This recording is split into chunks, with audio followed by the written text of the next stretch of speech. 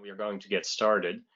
Thanks for joining. My name is Jules Lancet of the Space Generation Advisory Council. I am delighted to moderate this virtual session of an originally planned live event of UK Labs, organized by Zainab Mavani and her colleagues. And we got a lot of people joining today from the UK, but also from other countries around the world.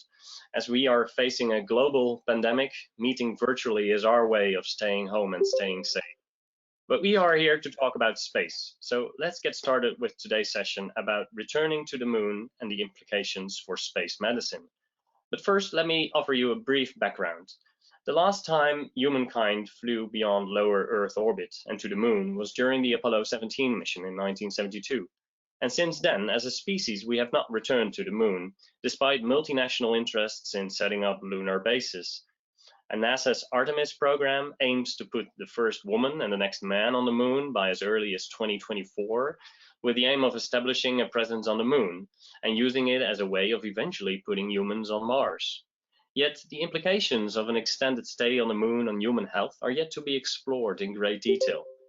How would flying and setting up for months or even years at a time affect human physiology and psychology? What risks does this next step in human space exploration pose to our bodies? And are the risks worth it? So this UK Space Labs webinar event, in collaboration with the Space Generation Advisory Council, aims to explore these questions and also provides the opportunity for your questions to be answered by a variety of experts in the field, who each have experience in space-related research. Our virtual panel will offer fascinating talks on a range of topics, from remote monitoring of astronaut health to the psychology of coping in extreme environments. The experts that we have invited for this session are, in order of appearance, and I will go into more depth introducing them properly later, Professor Simon Evans, Dr. Joanne Bauer, Professor Floris Buit, Lauren Church, Dr. Elisa Ferre, and Dr. Bjorn Bazelet. And we'll get you to Simon Evans shortly, but first a few housekeeping items. You have been muted upon entry to avoid background noise and disruptions. This session will be recorded for later viewing, and this webinar, as it is a feat of engineering, is not comparable to anything being accomplished in space. However, this is still a global effort, with our speakers and moderator being in multiple time zones already, not counting you, the audience, of course. And we are not counting on any disruptions, but Murphy's Law does apply. So in that case, please bear with us as we try to restore the live session as quickly as possible. But finally, please hold off on Q&A through the microphone until the end. However, do feel free, and I would encourage you to do so, to use the chat box during the presentations to put in your questions and comments. And then I will pick them up after the talks of the speakers, so I'll ask your questions. Now, I have been talking a lot. Let's get to our first speaker, Professor Simon Evans. Professor Simon Evans is the R&D director of Blue Abyss. He spent a year or a decade at the European Astronaut Center in Cologne, leading a multidisciplinary team helping to look after the health and fitness of our European astronauts. He has been involved in developing space biomedicine in the UK for over 20 years, including co-founding the UK Space Life and Biomedical Science Association. He is the chairman of the UK Space Environment Association, a visiting senior lecturer at the King's College London, and visitor professor at Northumbria University. And Simon will talk about the history behind the first Apollo mission and the research that enabled the first moon landings. Simon, it's great having you with us. I'll make you presenter so you can start sharing your screen, which should be possible now. Thank you, Jules. And then for now, the floor is yours. Thank you very much, Jules. So it's an honor to be able to open up this session. I'm very grateful for the opportunity. Thank you, Zainab and Jules, for putting it on. So we are looking to go back to the moon. I think before we can go back to the moon, we need to properly examine what has gone before us. And I have the great pleasure of being a friend of Professor Walter Koeniger. Walter was a principal investigator for the Apollo mission, and I'd say was, unfortunately he passed away last year, and also was known as Professor Moon. So before I go into some of his work, and for us to get an understanding of his perspectives, let's just have an introduction from JFK.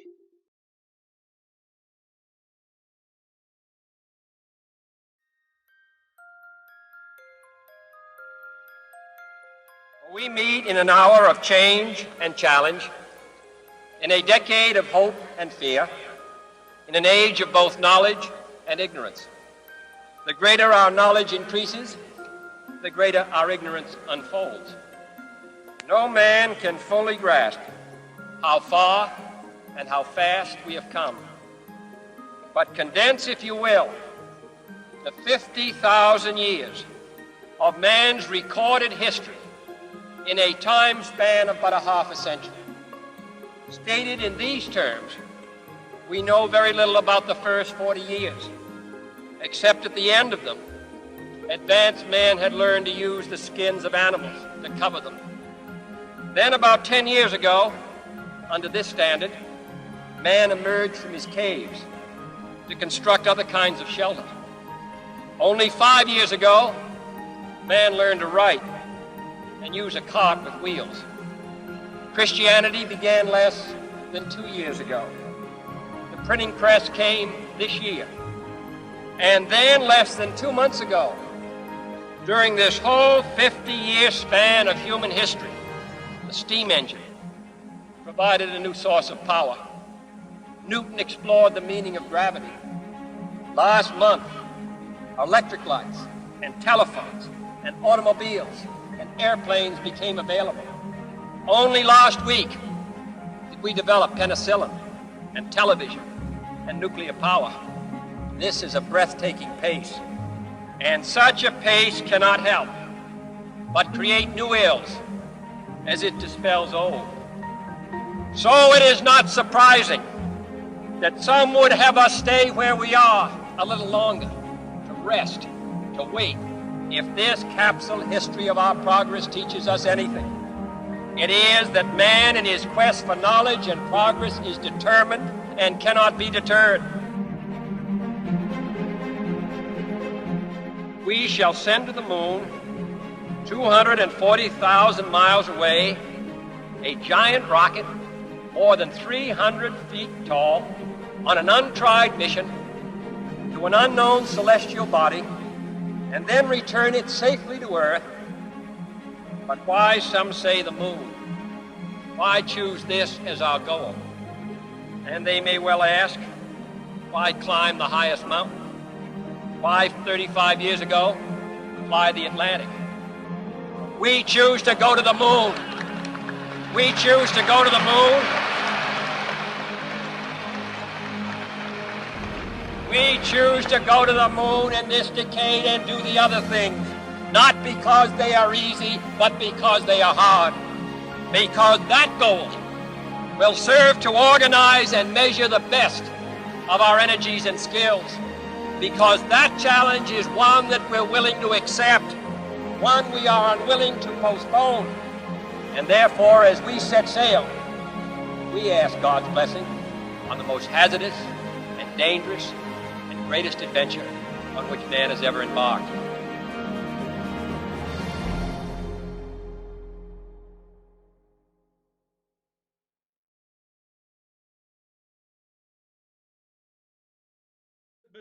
That was the introduction that JFK gave us to the objective of going to the moon.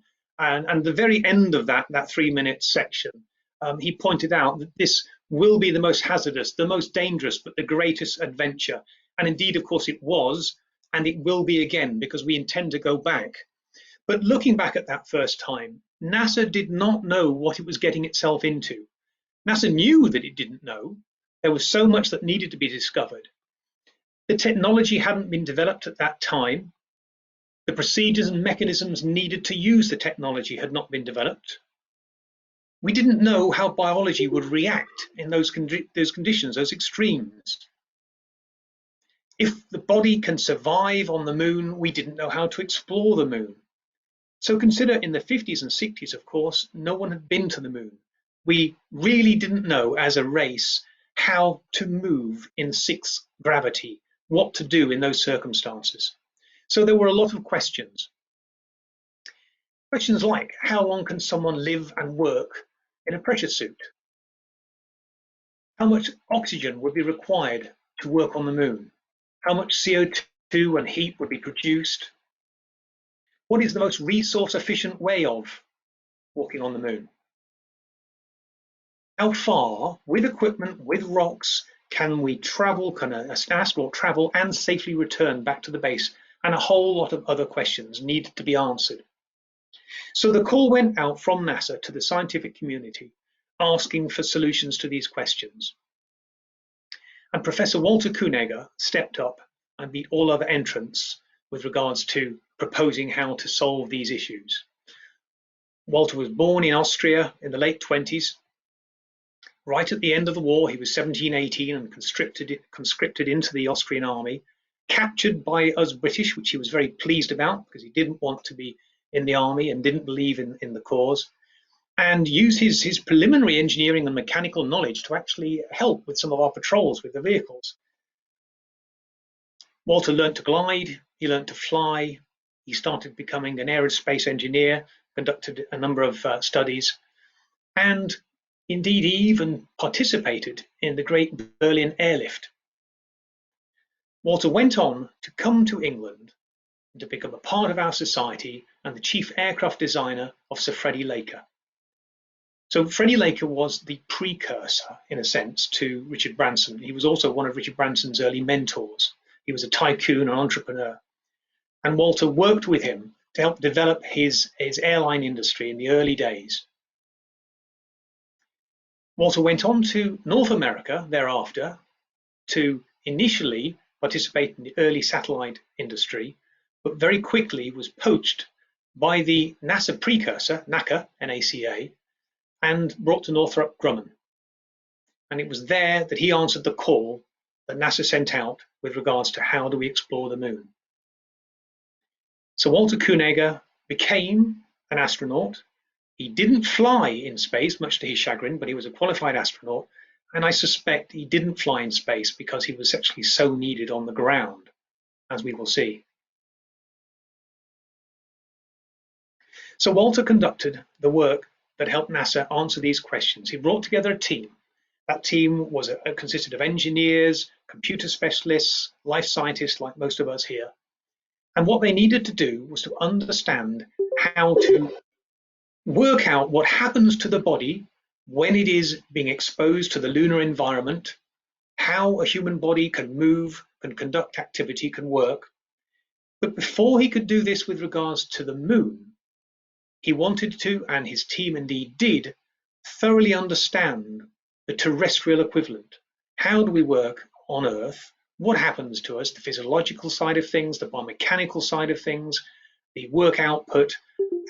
By properly understanding the terrestrial equivalent, this understanding could be applied to the lunar environment. And to do so, we also needed to simulate the lunar environment. And what Walter worked out was that if you suspend somebody from 22 meters, from a pivot at 22 meters by 9 degrees, you subject them to 1/6 of the normal gravity. And so to do that, he built the first full body suspension system, and what I believe is the largest body suspension system ever, because he required the entire outsides of a building to do so. And you can see here the rail at the top and the subject at the bottom here. So this was the simulation of the moon circumstances with regards to gravity. The biomechanics of the subjects could be then studied, and various forms of locomotion could be analyzed, and indeed the first computer analysis of human body motion was conducted by that team. So some of the principles today that we use were pioneered by Walter's team, and they were able to get a grasp of how the body can work in the 6th gravity. But in addition to that, they needed to understand what is needed by the body, what happens to the body metabolism, what oxygen is required. And so the life support systems that the astronauts would need were a part of the investigation. And you can see here indications of what we now see as the white life support backpack that so many astronauts wear when they are conducting planetary, in the case of moon, or space extravehicular activity. So here you see a subject about to get into the body suspension system, and then suspended from the suspension system, about to undergo trials. So one of the interesting things found out by Walter's team was that, so for a given metabolic rate, here you've got on the y-axis metabolism, for a given metabolic rate, jumping, you've got subject velocity, speed on the x-axis, jumping would enable them to move faster than running and walking. This was an interesting finding that became extremely important, as we'll see. So how to move was studied, and the relationship between activity, or work rate or velocity if you like, energy expenditure and time undergoing that activity, that relationship was plotted in what Walter called the human performance envelope to give an indication of the optimal speed and energy expenditure and duration before fatigue that an astronaut could move at. So here we've got the beginnings of the understanding that was required for astronauts to work in that strange environment that is the moon. And so one of the things that he concluded was that for many circumstances, not all, but many circumstances, jumping like a kangaroo was actually the most efficient way to move on the moon. And it wasn't just movement and transporting rocks and equipment through different means across the moon's surface, but also exploration in the strictest sense that was explored by the team and analysed by the team. So, for example, how to drill on the moon. Here you can see in the body suspension system, there's a piece of rock and the moon, a prototype of the moon drill. And so drilling was also analysed in 16G. You can see some of the results here. And one of the things that Walter worked out was that if the drill stuck, the astronauts themselves would spin and fly around. And indeed, we found that that was the case, and it was recorded on the moon, although subsequently the astronauts did get the hang of it and become quite proficient. So here we've got an individual who taught humanity how to explore another planet, something that's not been done before. This is work that we need to understand better. This is work that we need to revisit as we go back to the moon. And did he succeed? Well, I think we all know the answer to that. Boy, when you do this and you go down slope, that first step is a long one. I'm having...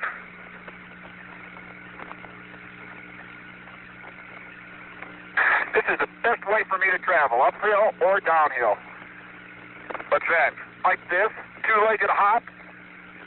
And on level ground, I can skip. I don't like that loping thing. Oh, the loping's the only way to go. Checkpoint. See, when I'm on level ground, I can skip. But this two-legged thing is great. Man, I can cover ground like a kangaroo.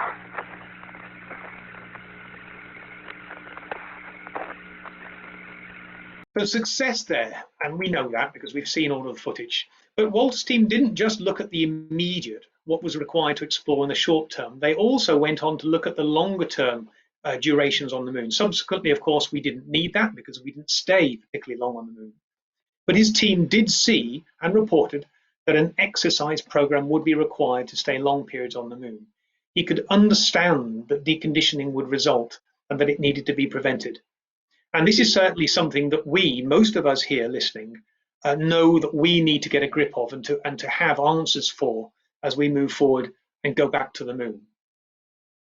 So Walter has provided some of his thoughts in previous talks that I've given with him in previous years. And so I'll pass on a couple of those here that are more pertinent to our enterprise. Human spaceflight is a multidisciplinary activity. We all have to work as a team, and the different parts have to work effectively. All elements need to understand the mission goal. Each discipline has its own path towards that goal, and it is the points where these paths meet that is important. There needs to be integration, at these points. Both the team lead and the team as a whole need to know where those integration points are. Most people see what they see and accept that, but it is understanding what we see and why we see it that is important. Then we understand its nature. So Walter pointed out, with depth of understanding, we get an imprint on the mind, we get true knowledge, and this gives us the opportunity to take a leap forward. So what Walter's telling us, he's saying we will need numerous fields working together effectively, all with the driving goal in our minds. We'll need to understand where and how these fields will come together and impact each other.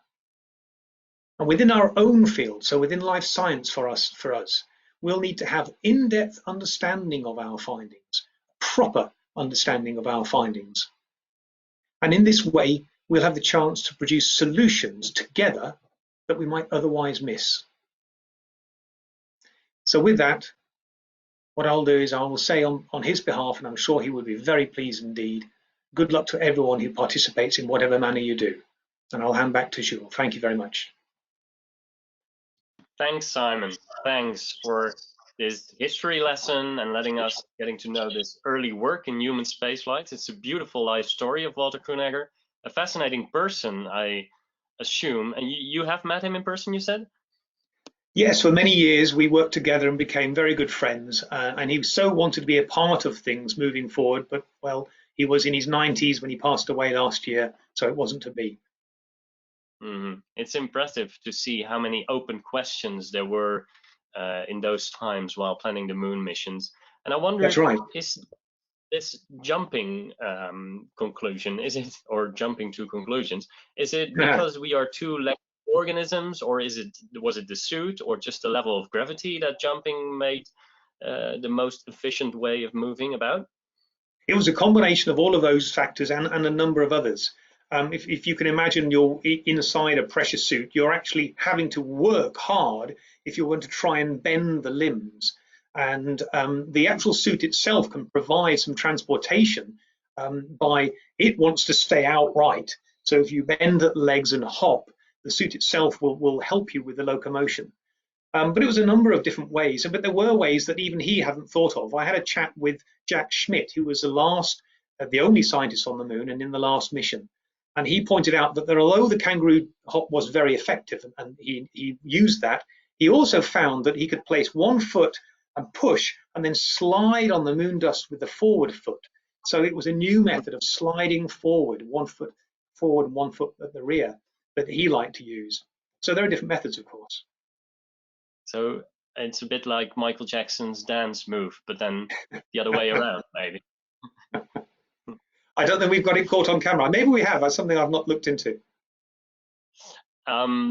So I got a question from Nissam in the chat box. I have a question to Mr. Evans about movement on the moon. Will moving inside a pressurized structure, so an outpost or a station, will be as problematic as moving wearing the EVA suit? No, it won't be as problematic because you haven't got to fight the EVA suit. But still, of course, with only 1/6G, there will be differences to our normal movement. I don't know whether a number of the viewers have been on parabolic flights and felt Mars G or Moon G. I felt both.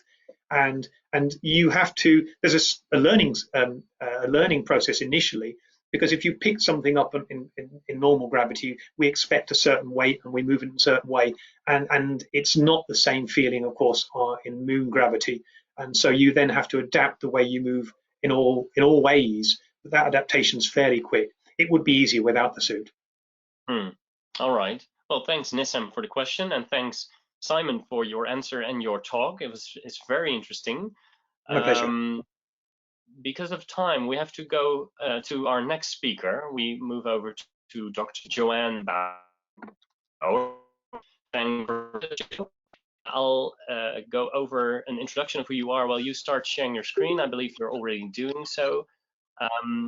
Dr. Joanne Bauer, she is a lecturer in psychology at the University of East Anglia, and she completed her postdoctoral fellowship at the University of Houston on a NASA-funded project investigating risk and resilience of people in isolated and extreme environments. And she'll be presenting data on emotional and physical symptoms of being isolated in extreme environments, including recent Antarctic winter over studies, which was used as an analog for long-duration space exploration. I'm looking forward to your talk, Joanne, and to hearing what you found during your studies. The virtual floor is yours. Great. Well, thank you very much. Can you all hear me okay? I'll Yes. keep talking until anyone. Great. So thank you. I'm really excited to be here. This has been a really interesting morning and lots to look forward to. So today I'm going to talk to you about some of the work that I did with Dr. Candice Alfano over at the University of Houston. And we were funded by NASA, who really wanted to know more about the psychological impact of going into long duration spaceflight. And so they asked us to have like a particular focus on emotional health. And the reason they did that was because they said, well, actually, we think psychological well-being is one of the mission critical risk factors for successful space exploration. And on the whole, history has shown that people have come back fairly intact. They've enjoyed their experience. And so there's been a bit of a neglect of like the idea of emotional health, along with this kind of issue of, well, are people really going to tell us if it's not going to be great when actually it's something that they've worked so hard to get to, and there's sort of these demand characteristics that go with it. And so while we start to know more about sort of say the physical effects of what gravity can do to the body, our sort of knowledge of mental health has sort of lagged behind a little bit. But that said, if we think about the space environment, actually we think about lots of different things that can be really quite stressful for a human being. So you're stuck in isolation. Many of us are experiencing that at the moment, and maybe are on our own or are getting on well or not getting on well with the people we're isolated with, but we're in confinement with people who we're spending lots and lots of time with. Potentially when you're in space, your sleep-wake cycle goes a bit up the swanny because you are trying to sleep and you haven't got natural daylight cues. You're in an environment that has the potential to become hugely stressful, but on a day-to-day basis might be quite monotonous. You're doing the same thing kind of over and over again. So, and those are just some examples. There are so many different ways that we could have impact on our psychological well-being. And then when we think about our psychological health, actually, even when we're thinking about that, it's tended to be more about kind of reaction times or how well we remember something or how much attention we pay to things. So when we think about emotional health, that's been neglected even more. But there has been some stuff that's been out there. So there was some data from the early kind of ISS missions and the Mir missions, and they found, well, when you gave people questionnaires regularly, really their symptoms didn't change much. So there was very low levels of negative mood, positive mood was fairly high. They didn't really change from what we call like pre-mission, through the mission, or post-mission either. But then there's sort of other sort of more nuanced studies that have looked, for example, at journal entries, and they found sort of slightly different picture. So one of the things that have come up in the psychological literature is this idea of a third quarter effect. And it can be quite contentious, I suppose. Like some people don't think there's any evidence for it, other people think there's quite strong evidence. But the idea is that you get to your halfway point, and you've done as much and you've still got as much still to go. And that's the point that people argue you might be at more risk for psychological symptoms. Now, when we look back at a lot of the questionnaire data, both from spaceflight and from the sort of analogues, we find that quite often there's no evidence for this effect. But when we look at things like people's journal entries, we do see that perhaps negativity goes up in that quarter, positive statements come down, and that perhaps there may be something to this third quarter effect. So this is something else that NASA had asked us to sort of investigate. So when we're thinking about the trajectory of these emotional symptoms, when might we start to see these sort of problems arising? And then the other thing that I think is really important is that people enjoy going to space. You know, people go back for multiple visits. This is not just something about the negative symptoms, being anxious or being depressed or having post-traumatic stress. but also about starting to understand, well, what do people gain from this? So perhaps a perspective of how beautiful the earth is when you see it remotely, perhaps a change to your spirituality, a sense of pride. All of these different things are things that we don't know that much about yet, but we suspect would be really, really important to people as they go into long duration spaceflight. And so one of the things as a team we did was we conducted a review of what we already know about emotional health in space exploration and how we might think about conceptualizing risk or evaluating risk. And there were a few things that we thought were really quite important. So as I've just mentioned, we thought it was important to also focus on these positive emotions, partly so that we know what goes well, but also because that gives us a mechanism for talking about resilience. And we know here on Earth that when people are feeling more positive, they're more likely to be more sort of socially conscious and socially aware. So if you're in a situation with just 2 or 3 other people, that might be really beneficial for you. We know that when you experience more positive emotions, you're more likely to be able to think flexibly or creatively problem solve. And again, when we're up in space and you potentially don't have immediate communication with people back down on the ground, those skills might be things that are really, really invaluable to you. And then the second thing we thought was, well, actually, sometimes it's not about what you're feeling, but it's about how you deal with it. So maybe it's natural to be very stressed or very anxious or indeed very happy. But how do you respond to that in a way that like stops it interfering with your day-to-day life, in a way that, say, if you're feeling good or feeling positive, you can maintain that feeling for as long as possible. So if we think about long duration space flight, say to Mars, where actually the Earth might be out of view for quite a long time, if one of the things that astronauts get a real sort of buzz from is this idea of being able to see the perspective of Earth, how can they hold on to that buzz even when the Earth is then out of sight? So what different ways can we think about our emotional responding in order to maximize sort of feeling good or feeling and not feeling bad, and that not getting in the way of sort of the other things that we need to do? And then the final thing we noticed was that although there is a body of literature that talks about physical health, that talks about mental health, a lot of the things that are talked about have quite non-specific constructs. So asthenia is a really good example of that. So I don't know if you've come across this term, but there was another review that found that there was something like 20 different definitions to asthenia. So the idea that you might be a bit fatigued or a little bit depressed or have this kind of malaise. But asthenia apparently also has about 58 different symptoms. So we can see that we're hampered a little bit in understanding kind of our emotional health and our psychological health by these imprecise definitions and these terms that are used differently in different studies and different populations. So what we decided to do was we went to the Antarctic as an analogue for spaceflight. So there are lots of crossovers with the different environments in terms of having confinement with limited number of people, communication delays, the idea of being kind of suited and booted to go outside when it's minus 100 degrees out there, having to sort of stay in one place for sort of months at a time, lots of different situations, having a light dark cycle that's different to other parts of the world, and all of these things we think might be very similar to some of the trajectories that you would see in spaceflight as well. So we, using a sample of 2 different stations on Antarctica, looked at emotional symptoms during a winter rover period. So it was a 9-month period from about March through to sort of October, November time. And we were interested in how did these emotional symptoms develop, but also how did we then have an interaction between emotional and physical symptoms. So we had these 2 different stations.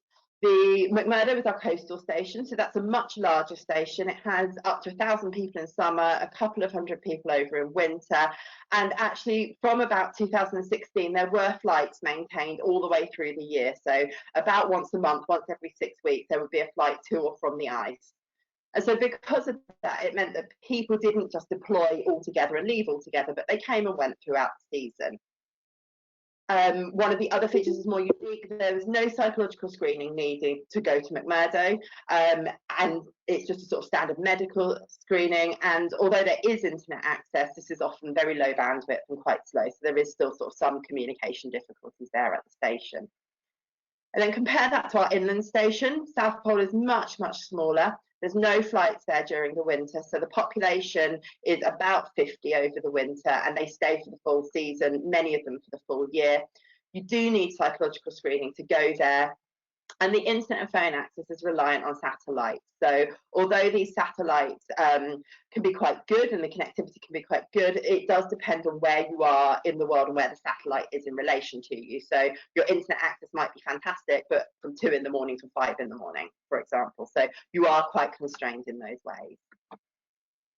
So we had 110 participants. Most of them did come from McMurdo, the coastal station. And in terms of comparing them to an astronaut sample, they're a little bit younger, sort of in their late 30s. Similar to astronauts, predominantly Caucasian and predominantly male.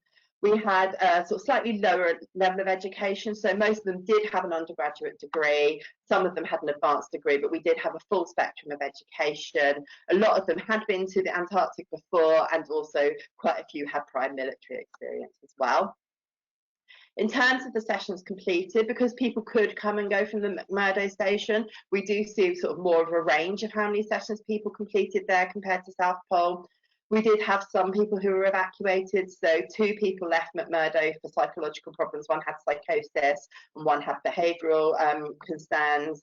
But other than that, generally a few left because they weren't interested in the protocol, but mostly people just completed the full study until they left the ice. I won't talk about everything today because of the lack of timing, but this is sort of overall protocol. So people would come at baseline, they would do self-report measures in the morning about their emotional health, their physical health, and emotional regulation, and that I'll talk a bit more about in a bit later. Then they'll also do a cognitive battery in the afternoon. We collected early morning library cortisol and sleep for the duration of the study as well, and this was repeated sort of each month. But so to use our mental health, the first thing we did was to create a checklist, and this was from subject matter experts. We had some astronauts, some flight surgeons, psychiatrists, people who'd been to Antarctic, and they gave us a range of positive and negative experiences that they thought were important to capture as part of a kind of mental health checklist. We validated that both in the community and also in our baseline Antarctic sample, and that gave us 23 different items. There's an example here at the bottom, so the word is in the middle, cheerful or happy, and then people put a line to go either towards the not at all or to the extremely, and that was converted into a score between 0 and 10. The 3 different scales gave us 3 different subscales looking at both positive and negative responses to being in the Antarctic. So the positive adaptation was about being, say, strong or resilient or sort of proud of what we're doing, had sort of 13 different items. And then there were 2 more negative subscales. So one that was more associated with a kind of lack of self-modulation, so having these racing thoughts, being bored or forgetful or sleepy. We called that poor self-regulation. And the one that was more of a kind of anxiety component, so being more worried or being more anxious. And there were a few sort of measures of that as well. The physical symptoms look very similar. So again, we asked our subject matter experts and we looked at space medicine checklists. So we got 28 symptoms that we thought were important to measure, and they put them on a sliding scale from 0 to 10. And then we also looked in terms of total severity. So for any symptom that was endorsed above a level of 1, so there was some level of endorsement, we would then add together to get an overall sense of how severe these physical symptoms were during the Antarctic setting. And then to analyse this, we looked at the emotional symptoms, both throughout the study and also looking at the sort of 6-month point where we could compare the McMurdo, the coastal station, with our internal South Pole data as well. And then we also looked at how emotional symptoms and physical symptoms could interact. And so what we're seeing here, so looking at the positive adaptation first, so being cheerful or strong or inspired, what we found was that that started relatively high, and it decreased in a linear fashion. And this was the same at both stations. So the longer that they were there on ice, the less of this positive adaptation that they experienced. When you look at the poor self-regulation, this time we see the reverse is true. So the longer you're there, the longer you're in Antarctica, the more experience of poor self-regulation you feel. So perhaps the more irritated you are, the more bored you get, the more sort of fatigued or isolated. And these are things that are sort of fairly intuitive. But what was also really interesting to us here was that we found station differences, and in some ways they were in the opposite direction to what we expected. So we found that those people who were at the coastal station, where there were more people to interact with, where there was more comings and goings, and where there was sort of more happening generally, actually reported higher levels of poor self-regulation in those middle months, and sort of that trend level at other times as well, than people at South Pole who were more isolated and who had a much sort of smaller population there. So whether that's capturing some kind of interpersonal conflict that we weren't aware of, whether it's an idea that actually those people who weren't screened at the McMurdo station, we're sort of seeing the effects of that coming through, we don't really know, but it's sort of an interesting thing to think about. And then in terms of anxiety, what we found was that there was no difference across the study period. So these anxiety symptoms stayed relatively low and relatively consistent all the way through the study. But again, there was a station difference. So at almost every time point, people at the coastal McMurdo station, the bigger station, were reporting more of these anxiety-based symptoms than people who were at the South Pole. And again, we think that's a really interesting thing to think about in terms of whether we need psychological screening and or what could be driving these types of effects. And so the last thing I sort of want to sort of explore in a little bit more detail then is sort of how we talk about the somatic or the physical symptoms that we experience in the Antarctica. So over the first 6 months, what we found was that people reported fairly high, 55% of people reported some level of muscle ache or muscle stiffness, physical fatigue, exhaustion. A fairly high proportion had sort of back pain or stomach pain, tingling in extremities, headache. So these were all things that were fairly well endorsed. And again, that makes sense when we think about our environment. So coldness might actually promote these muscle aches. You might find being more sedentary, having less structure, less routine, can play into some of the physical fatigue and some of the exhaustion. And I haven't got the sleep data here today, but I can sort of anecdotally tell you that people's sleep became really quite erratic in some cases. So we'd see a lot of daytime napping, we would see a lot of insomnia at night time, which could be sort of driving into that as well. And so knowing that we had these sort of physical symptoms endorsed, the next thing we wanted to do was look at whether or not these physical symptoms interacted with our emotional symptoms. So we did a median split. So we took the average and then we put people in two groups based around that, either above or below the median. And then we looked to see whether there was differences in these psychological symptoms. So when we look at the positive adaptation, again, we see there's really very little difference. So nothing significant. We've just got that effect of time again, where everybody is feeling less positive as time goes on. But when we look at our negative subscales, this is where we start to see some interesting differences emerge.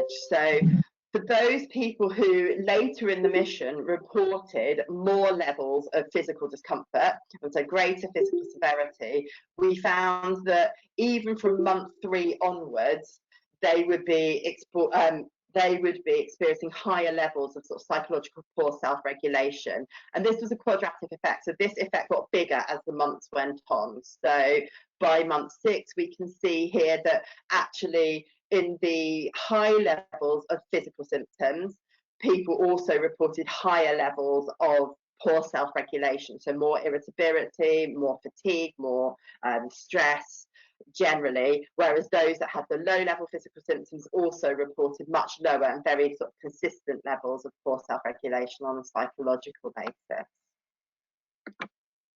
And we found a similar trend for anxiety as well that was also significant. So remember that anxiety as a large group didn't really change over time. So people were fairly stable. But if we again break that up by physical symptoms, we see that those people who who reported more severe physical symptoms in the later months also then reported higher levels of anxiety than those people who had lower levels of physical symptoms. So there does seem to be some kind of interaction there between the physical and the mental health. And so to sort of summarize, I realize I've gone through this very, very quickly. One of the things I think is important to take away is that actually in these extreme environments, mental health did decline across the winter period. So we had reduced positive emotion, we had increased dysregulation, sort of negative symptoms, and then we also had sort of several physical health symptoms that were sort of endorsed through this 6-monthly period. And when we looked at these interactions, we found that the associations differentiated between the physical and the mental health and the different subscales. So we had these accelerating increases in poor self-regulation scales for those people who had high physical symptoms, and we also had a linear increase in anxiety compared to those who didn't have many physical symptoms. And I think there's really a few different ways that we can start to interpret this. So we could say, understandably, that actually if you're feeling more physically unwell, that of course you don't feel so good emotionally. And I think that's a really important thing to take home. But I think the other thing is that actually for those people who are perhaps highly motivated not to tell us too much about their psychological health, who maybe it doesn't occur to them to report that they're feeling stressed or annoyed, that actually these somatic complaints are quite closely associated with these negative emotional states. So potentially these physical symptoms could be a marker of mental health in these high achieving, very highly skilled populations. So I think it's interesting and important to consider this as like a two-way relationship. And although our positive emotions weren't really associated with the somatic complaints in the same way, I'd still argue that actually a focus on positive factors might be really important to help predict resilience in these kind of stressful environments. So one of the things we looked at, which I didn't think I would have time to talk about here, was sort of how we regulate our emotional responses, so perhaps how we savor positive responses, perhaps how we, whether we express feeling good to other people or whether we kind of minimize that expression. And we did find that those people who express their emotions more maintained their kind of positive adaptation higher, and those people who were able to savor more successfully, and so talked more about kind of like reflecting on positive experiences or on enjoying the moment more, were able again to kind of keep these positive adaptations at a higher level than those sort of more that did that less. So that's perhaps another interesting area for the future.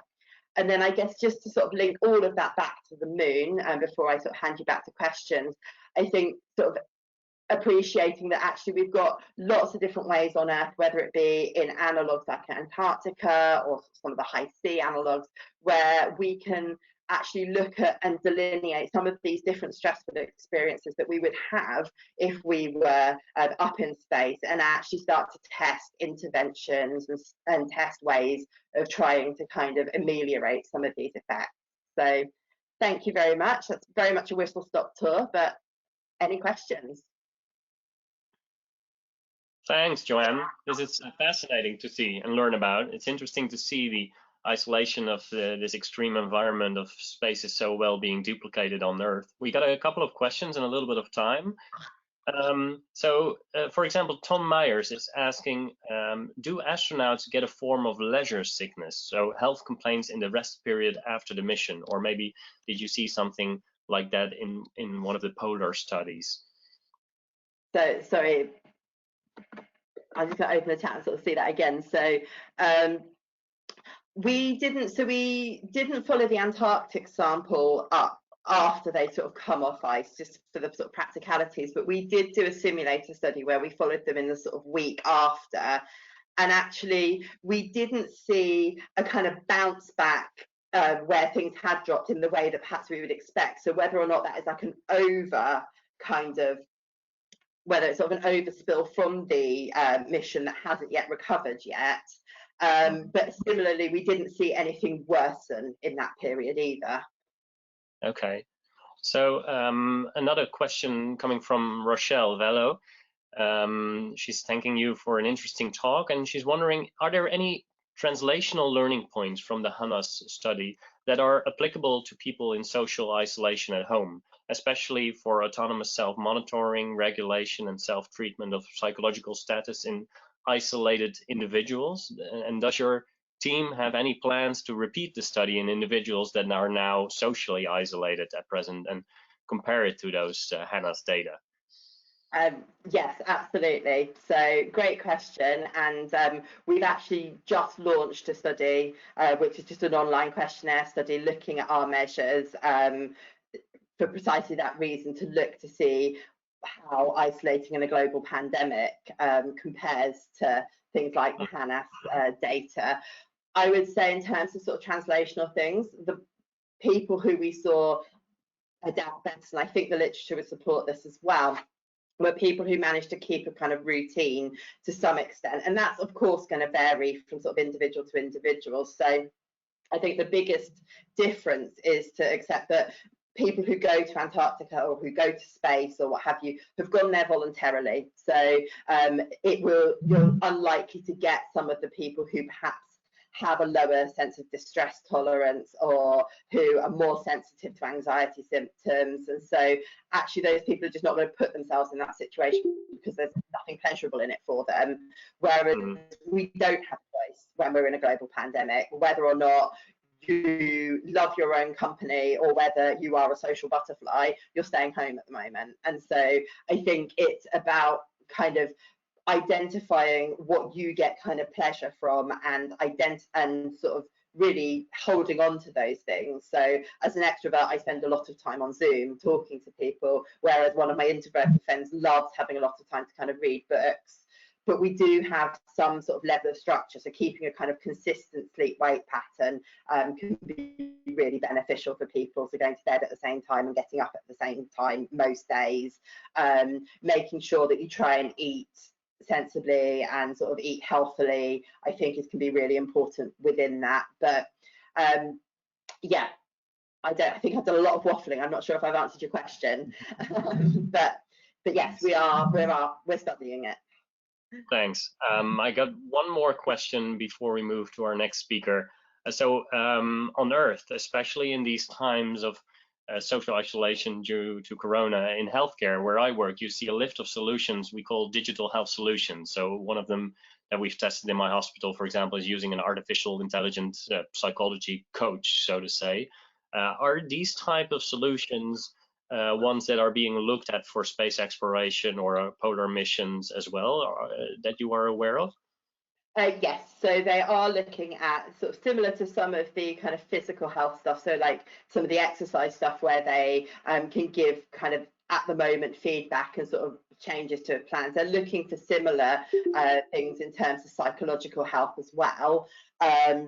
Whether that be a kind of sort of mindfulness-based intervention, it's one of the things we're perhaps interested in looking at, whether that be sort of taking strands from what we know works in digital health, like sort of CBT. So these things are all in their very early stages, both in terms of having something that's sort of usable and also being able to evaluate it well. And again, I think Antarctica gives us a really nice analogue for being able to test out some of those things. So while we were doing our study there was someone else that was doing a study looking at different mindfulness interventions in one of the other stations as well. So it's there, it's in the cards. I think it'll be really, really important, but it's still in its very early stages.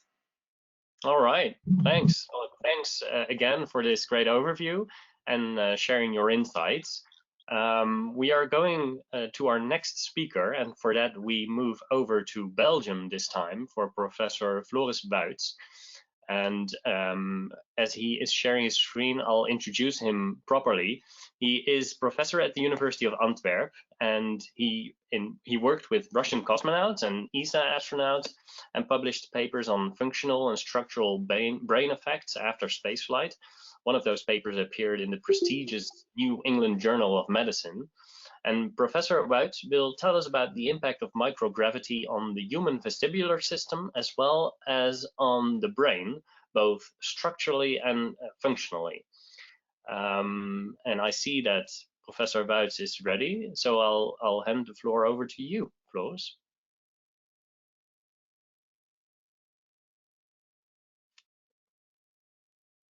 Floris, I don't hear you. You are still muted. I'm sorry. Could you unmute yourself? There you go. Yes, we hear you now. You hear me now? Okay, excellent. So thank you, Zainab, to have me here talking to 57 people. It's amazing. And I will try to entertain you in the coming 20 minutes about, let's say, the unbearable lightness of the moon. That's for those who are born in the 60s who know the movie. I will talk about actually the effect of microgravity on the brain and the vestibular system. So if we move on, going to space is not it's not a joke, or it's not like an easy thing. It's actually a very hazardous environment, and many different systems in the people are in astronauts or cosmonauts are affected. And the strange thing about going to space is that all these things takes place in the same human. So astronauts and cosmonauts and taikonauts, they experience at many different levels problems with not only radiation, but loss of blood plasma. The bones are deteriorated, the muscle, the brain. There is problems with the eyes. And I'll show you a couple of things. Like this is French astronaut Thomas Pesquet. This is me in the times where there were still haircutters around, or hairdressers, sorry. And this is the same person in space. Now, I mean, Thomas Pesquet. You can see he has clearly a puffy face. And his neck is even also inflated. So there's a lot of fluid shift of the bodily fluid going to the upper part of the body. But also on the inside of the skull, there is this fluid shift change. This is an interesting experiment by your fellow UK astronaut, Timothy Peake, who did a marvelous experiment a couple of years ago when he was in space. It's more provocative when you go off axis. I hope you can hear that. Yeah, no, don't worry. Provocative's fine. So he's being spun around. Yeah, that's really fast. But it's not because it's going past so quick on Earth right now. I've got my eyes open, I move when I move my head, that is definitely provocative. And that gives me some off axis. But again, it's not making me feel sick. That's quite weird. Okay, if you want to stop me.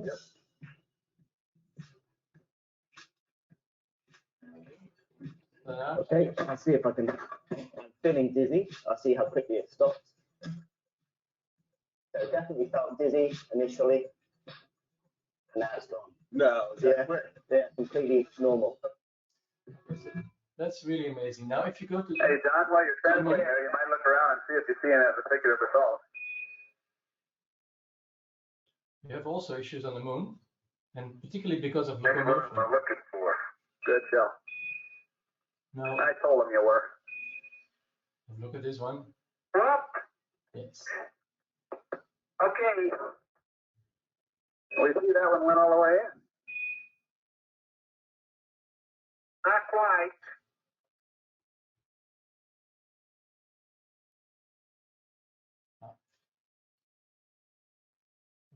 So now he made it. Okay, but suppose he wouldn't have made it so quickly. So that would be that's an issue.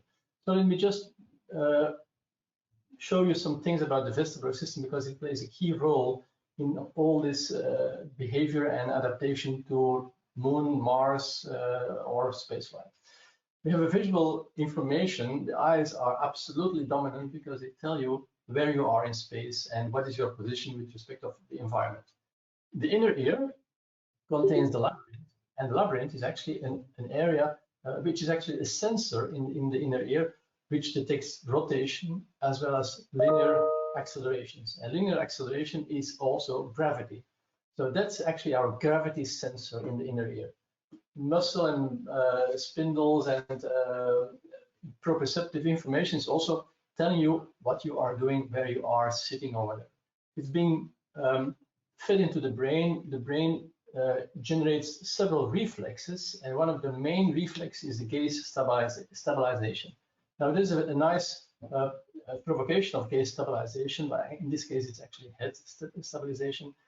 I'm not sure if there is a mouse next to the camera or another thing which the owl may want to eat for his lunch, but it's definitely we are hunters and we want to chase our food. That's why this is a perfect example of evolution, which is absolutely fantastic. Even blindfolded, this works. So this is purely the vestibular system and the proprioceptive input, and that is absolutely amazing. So we are continuously using our sensors to stay upright, to have gaze stabilization, to have a balanced movement, etc. And also we need to have a concept of orientation and navigation. Where are we in space? Where are we? What are we doing? That's a higher function of the vestibular system, actually. Now, if something's go wrong, either at the periphery, it means your inner ear is damaged, or can have a disease, like neuritis. It's an infection of the inner ear, or can have Meniere's disease or mal de débarquement. There are things which cause dizziness and vertigo and make you vomit in certain cases. A conflict in any case will generate motion sickness, and that motion sickness can also be space motion sickness, and absolutely don't want an astronaut to vomit inside of his spacesuit. That's the reason why there are no extravehicular activities, spacewalks, the first 3 days after they arrive in space. So it has to do with this detection of gravity. The inner ear contains, so the inner ear is there, it contains the labyrinth, and inside the labyrinth there are two places, the saccule and the utricle, and they have actually calcite crystals, and they are more dense than surrounding, and they are on a layer, and when they are lagging behind due to movement, these hair cells are bent to one side or another side, and this causes actually a signal going to the brain through the nerves fibers. So these are these calcite crystals, so they have a higher density. This is a more nice view, actually, provided by Professor Annelies Zakowski. And so there are plenty of these crystals, and they are actually embedded on, this is the structure here, which is called the saccule, and on the utricle. So actually, all these crystals are on top of these structures, and they maintain, or they are actually driven by motion, by inertia, actually. So it's the inertia-driven system. This is, by the way, a gerbil inner ear. So this is the cochlea of a gerbil, and this is the semicircular canals, but the canals are very similar to all mammals. Now, so when you bend your head like this, then actually these hair cells are being bent, and that's going to the brain to say, hey, you are in a bent situation, so actually your eyes are counter-rotating, and that is the measure of oculate function. These crystals, by the way, cause a lot of troubles in one of the most common causes of vertigo in the population. When these crystals, they get loose and they get trapped in the canals. Now, gravity is absolutely a very robust entity. Actually, once there was Earth, there was gravity. And it appears that the detector of gravity, which is this concept of a ball or a heavy weight on hair cells, it emerged in evolution around 635 million years, 3 days and 2 hours. Well, I'm not sure about the 3 days and 2 hours, but absolutely million years ago, 600 million years ago. Mammals only started living around 200 million years ago. So the detection of gravity is also even in plants, but particularly in everything which moves, is absolutely crucial. So you can imagine, if you go to the moon or if you go to space flight, to microgravity, that's one of the most fundamental things in your system is being affected. So in order to measure how this is affected, how this is kind of like influenced, we did an experiment so far with this publication is from 2016. It's on 25 cosmonauts actually. Currently, we are measured. The last one came back last week actually, but due to the COVID restrictions, we couldn't test him. But he would have been the 45th cosmonaut who stays 6 months in space, which we were going to measure. So how do we measure? Well, we put them on a centrifuge. It's very sadistic in a sort of way. Put them on a chair, rotation chair, and then spin around. Now, so far, 46 subjects actually. And by the way, one left last week to the ISS, so 2 weeks ago, the 9th of April, he was launched. and we could test him before he was going into space. So now we will wait till he comes back to test him again.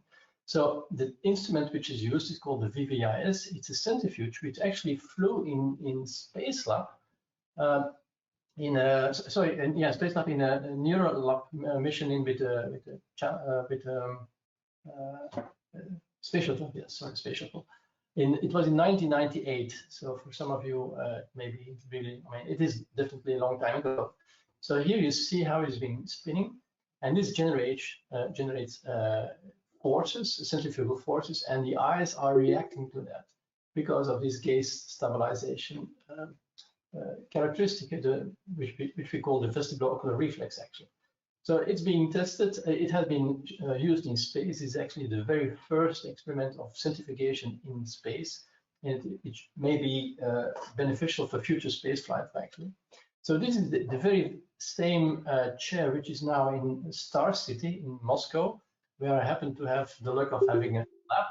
And this lab, this is my PhD student, Dimitri Hugich, and this is a cosmonaut who is sitting in the chair. So this chair is then being rotated, as you can see here.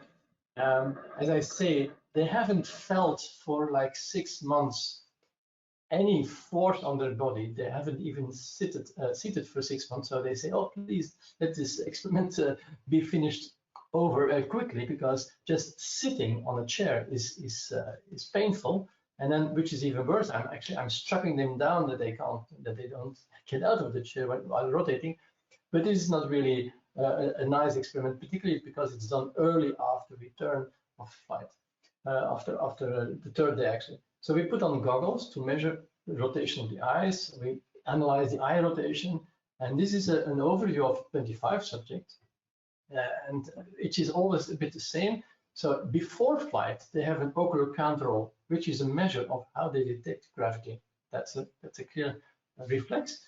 So this detection of gravity is 7 degrees. Then after spaceflight, the second or the third day after return, so Artemis return, it's significantly lower. Then 4 or 5 days, it's getting better, and then at the 9th day, it's already back again at the initial level.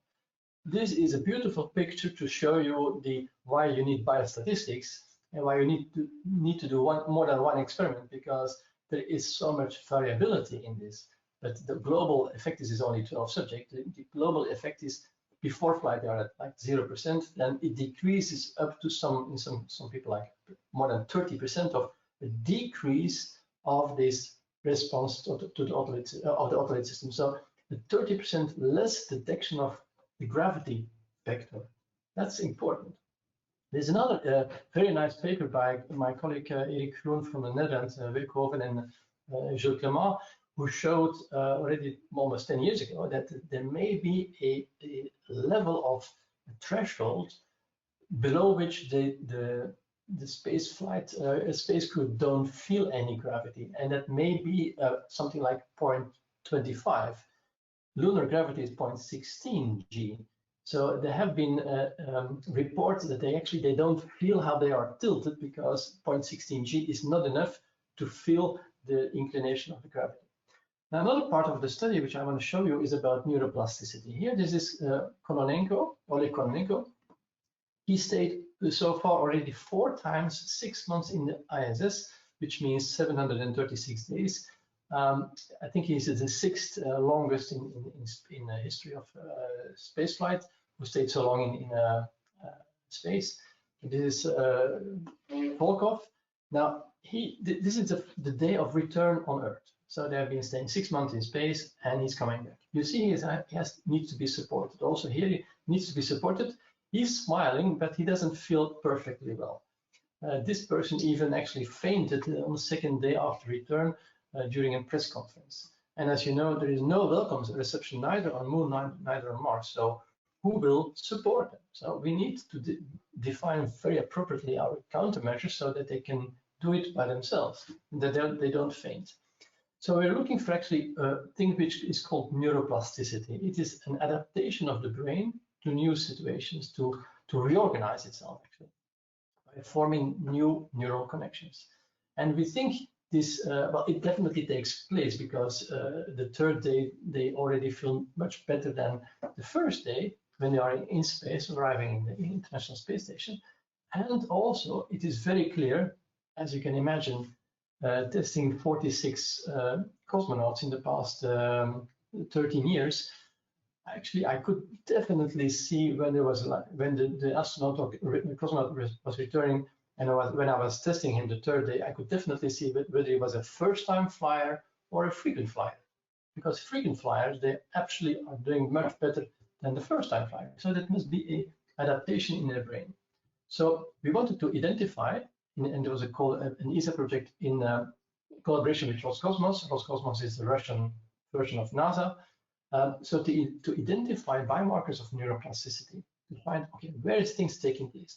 And the unique thing is here we can scan before flight and after flight and just compare within the subjects themselves.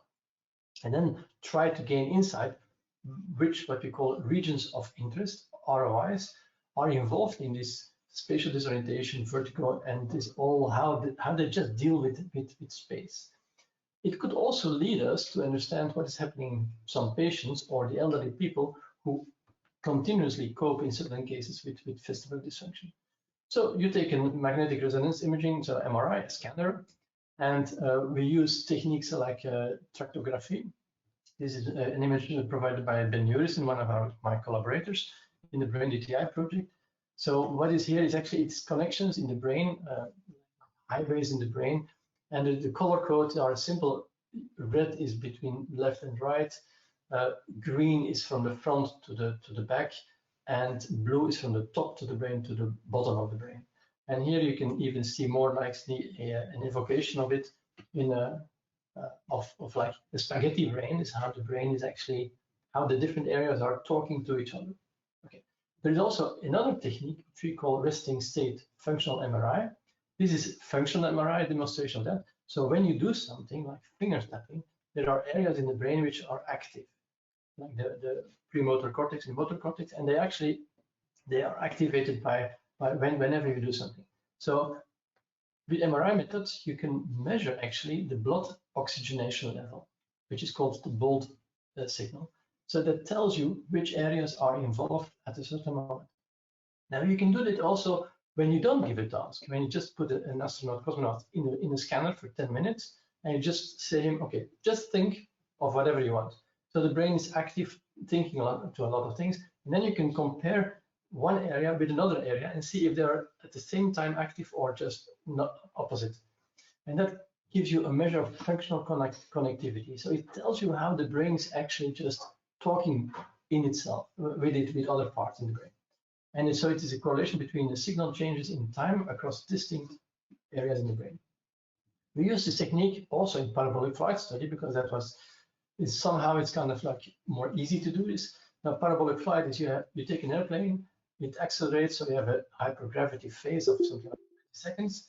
Then you have like microgravity, the top of the parabola, and then hypergravity again. And then one. And this is actually happening 31 times in a row. So one time is nice, 2 times is nice, 30 times can be kind of like challenging. So you have a lot of experiments ongoing. People in blue are the experimenters, dark blue are usually the police, I mean like the flying police. And this is actually what happens inside if you film.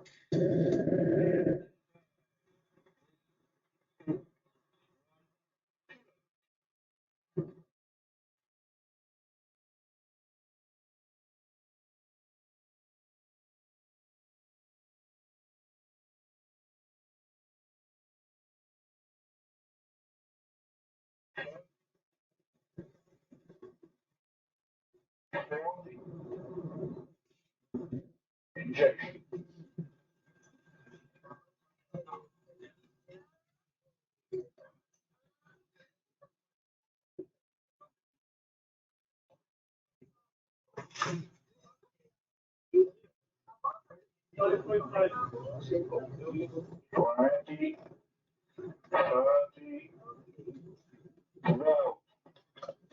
Okay, if you're next time you're traveling with an airplane, I'm not sure which year it will be, but when you're approaching the airport this way, then I think you booked the wrong flight. So obviously, as I say, it can be quite provocative. So all the people in our experiment were administered scopolamine, because then it's kind of like mitigating. This is how it looks inside. So this is an area. Wait, this is an area actually. Let me just stop it for a second. So this is an area where which we call free floating area. So our experiment was actually, we scanned before. We have people free floating and experiencing microgravity, and then after the flight, which is 31 times an hour, we go into a scanner and then look again for the brain. Now the previous movie is giving you an idea of that science can also be fun. This is one of my colleagues, and he was actually strapped down here, as you can see. He put on also a Superman suit. So he was really trying to play for Superman. But this is microgravity. This is actually on me here. So this is happening. Really, science can be fun, you know. So this is the 2G phase, so you better be upright at the time. This is also what your brain is seeing, actually.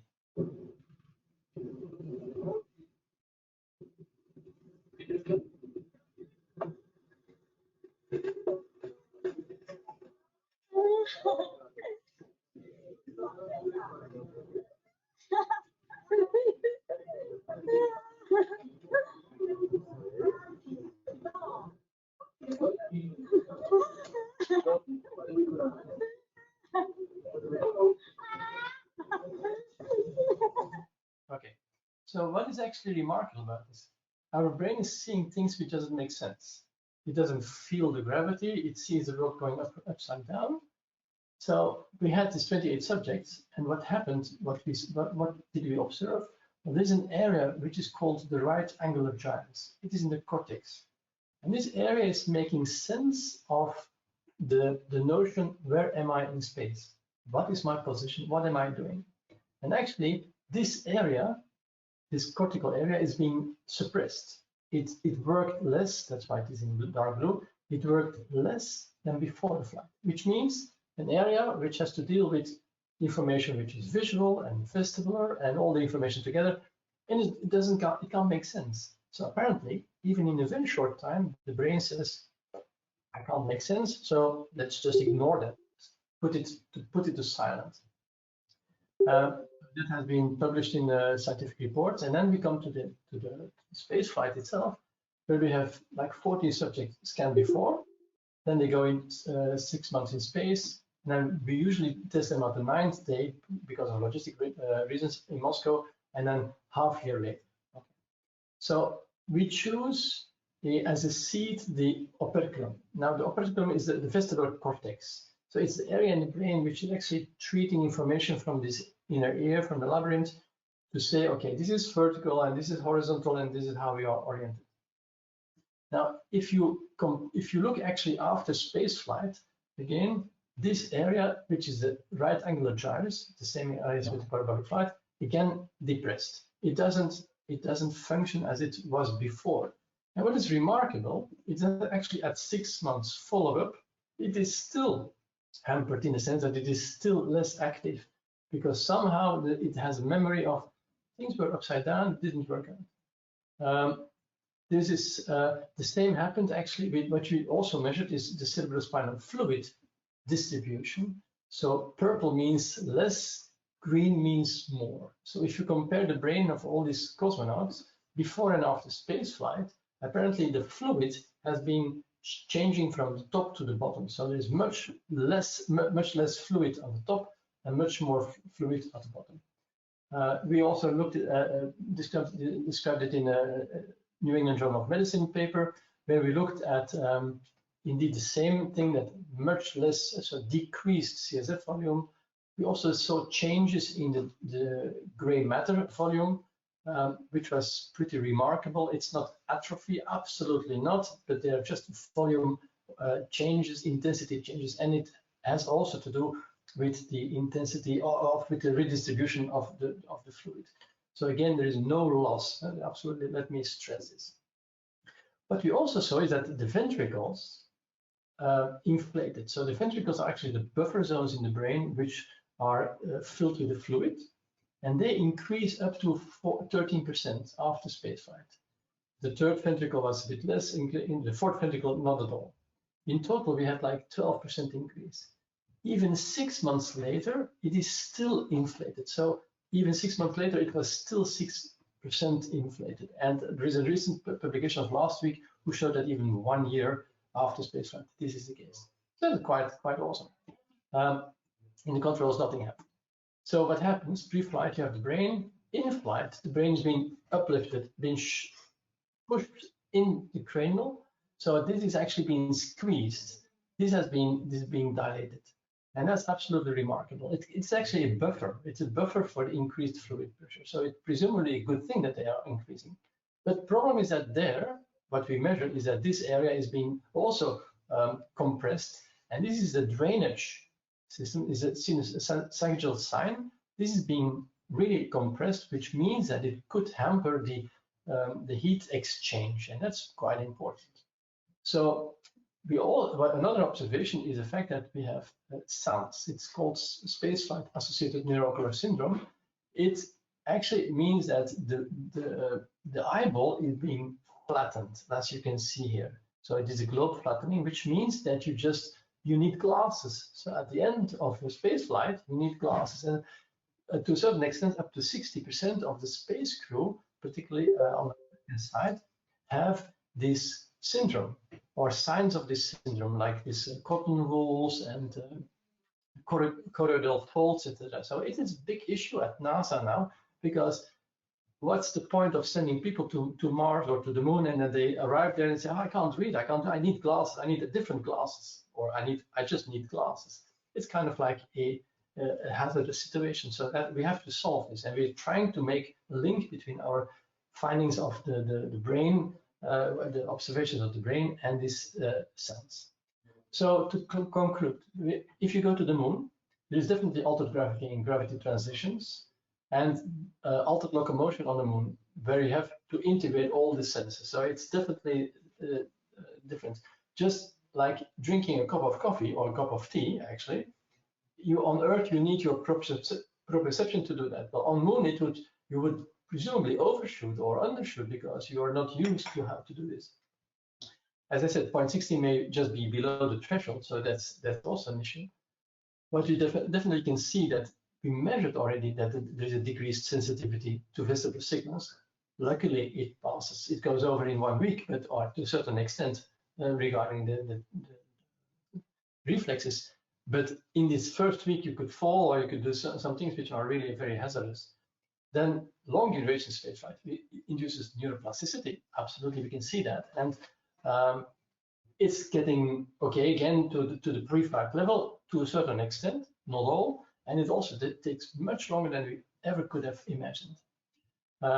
Parabolic flight alters neuroplasticity of the brain, that's for sure. And we can actually use this information also to look for patients with different vestibular syndromes.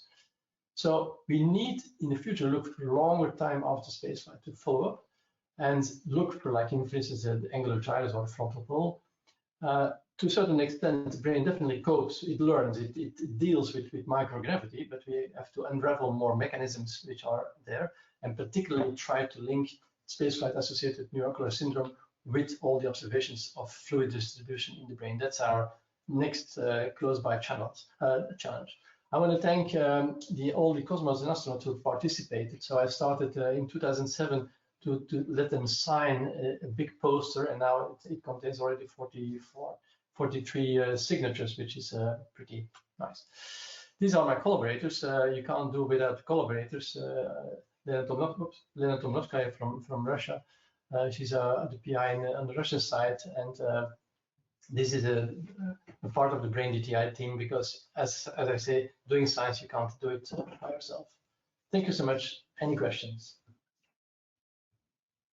Beautiful, Floris. I love what you have shared with us here today, working towards that welcome reception on Mars, or the moon first.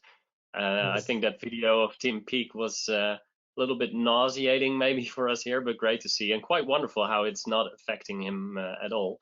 And also very cool to see that centrifuge inside the space shuttle turning. I didn't see that before. I'm sure there are some questions on this topic for you. I think we have time for only one of them. You briefly tipped upon it in your conclusions, but could you maybe tell us a little bit about how can space research on the vestibular system be used to help treat people with vestibular system issues here on Earth? I like you for that question because it's really a very relevant one.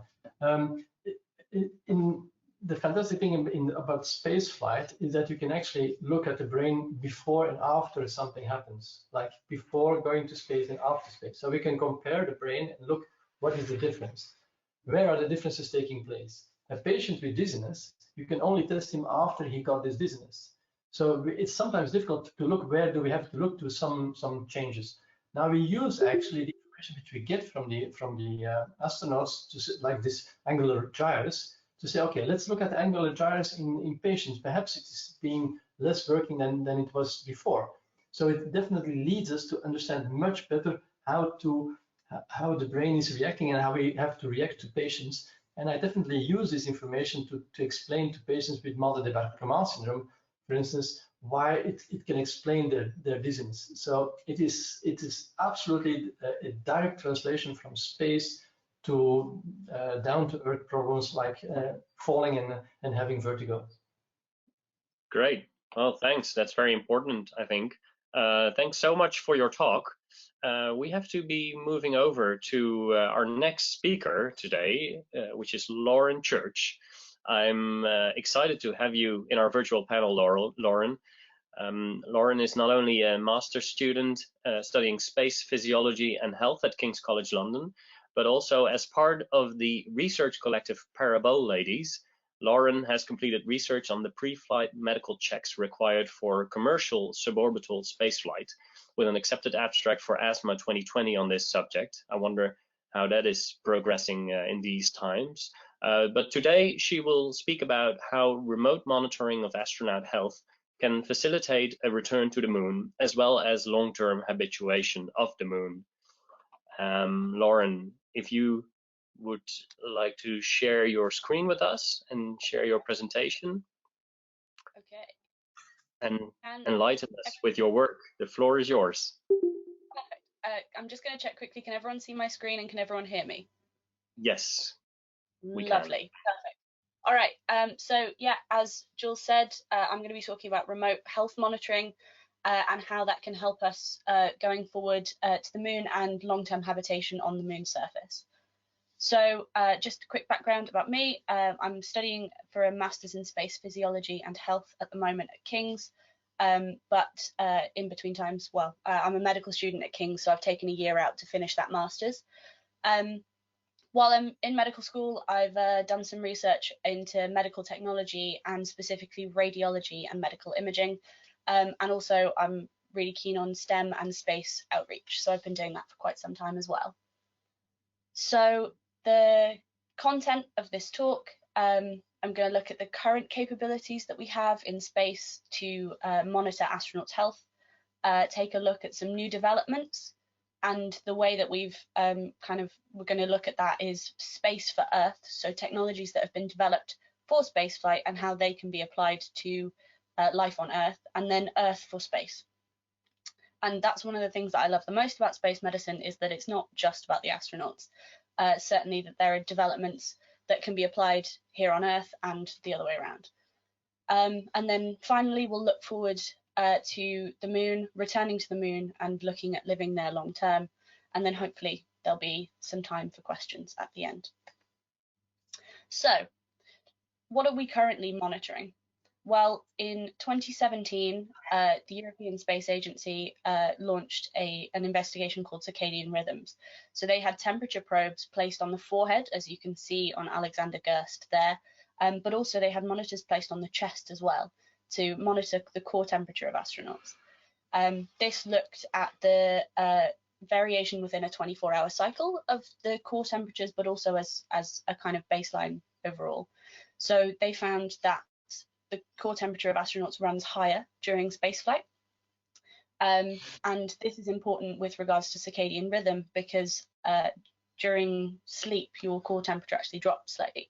So that higher temperature could be reflective of some of the circadian rhythm issues that happen during spaceflight. And the normal fluctuations within a 24-hour cycle that are generally about half a degree, they were shifted in time by about 2 hours. So it seems that astronauts kind of get a sort of jet lag when they go into space. But this helps us on Earth because we can monitor how the human body adapts to changes in daylight. So this can be useful when people are in environments where the daylight cycle is completely changed to what they're normally used to. So the second current investigation that I'm going to talk about is something called in situ, which is the ISS non-invasive sample investigation and results transmission to the ground with the utmost easiness. And all I'm going to say on that is I'm really, really glad that NASA is better at science than they are at making acronyms. So this was developed in partnership with NASA by ASI, the Italian Space Agency. And this is Paolo Nespoli working on the in situ study. So saliva samples in the study are collected with swabs, and then they are placed into a small vial, which is then monitored in place, and those results are sent down to the ground for analysis. It was originally designed to measure salivary cortisol, which is a stress biomarker, so looking at the general level of stress, physiological stress that the astronauts experience in space. But it works by lateral flow immunoassay, which is the same method that a pregnancy test works by. And this can be quantified using chemiluminescence. So when a reaction takes place, that there is light emitted, and then the intensity of that light is measured to get a quantifiable result for the experiment. Now, the great thing about this experiment is those vials can be adapted very easily for collection of samples of blood or sweat or pretty much anything else, and therefore pretty much any physiological biomarker can be measured with this experiment. And the final one that I'm going to look at is the CSA's biomonitor, so developed by the Canadian Space Agency, and that's David Saint-Jacques wearing the vest and the headband, which monitors 6 parameters. So as you can see there, his blood oxygen level was monitored using the headband, but then also blood pressure, heart rate, there's a built-in ECG with that as well, skin temperature, breathing rate, and activity level. So this information was coordinated on station, and then those results were sent down to the ground for remote monitoring. And the point of this experiment was to aid the flight surgeons in they have weekly medical consultations with the astronauts. So what they can do is correlate the reports that the astronauts were giving them on their general sense of well-being with real-time physiological data. So, like I said, one of the greatest things about space medicine is that the developments that we make in space can be applied to Earth. So, CSA's biomonitor that we just talked about can be used for more efficient patient monitoring in hospitals, but also remotely as well. It can be used also for performance appraisal in sport and workers in remote or austere environments. So the picture at the top there is of the Chilean miners as they were being rescued.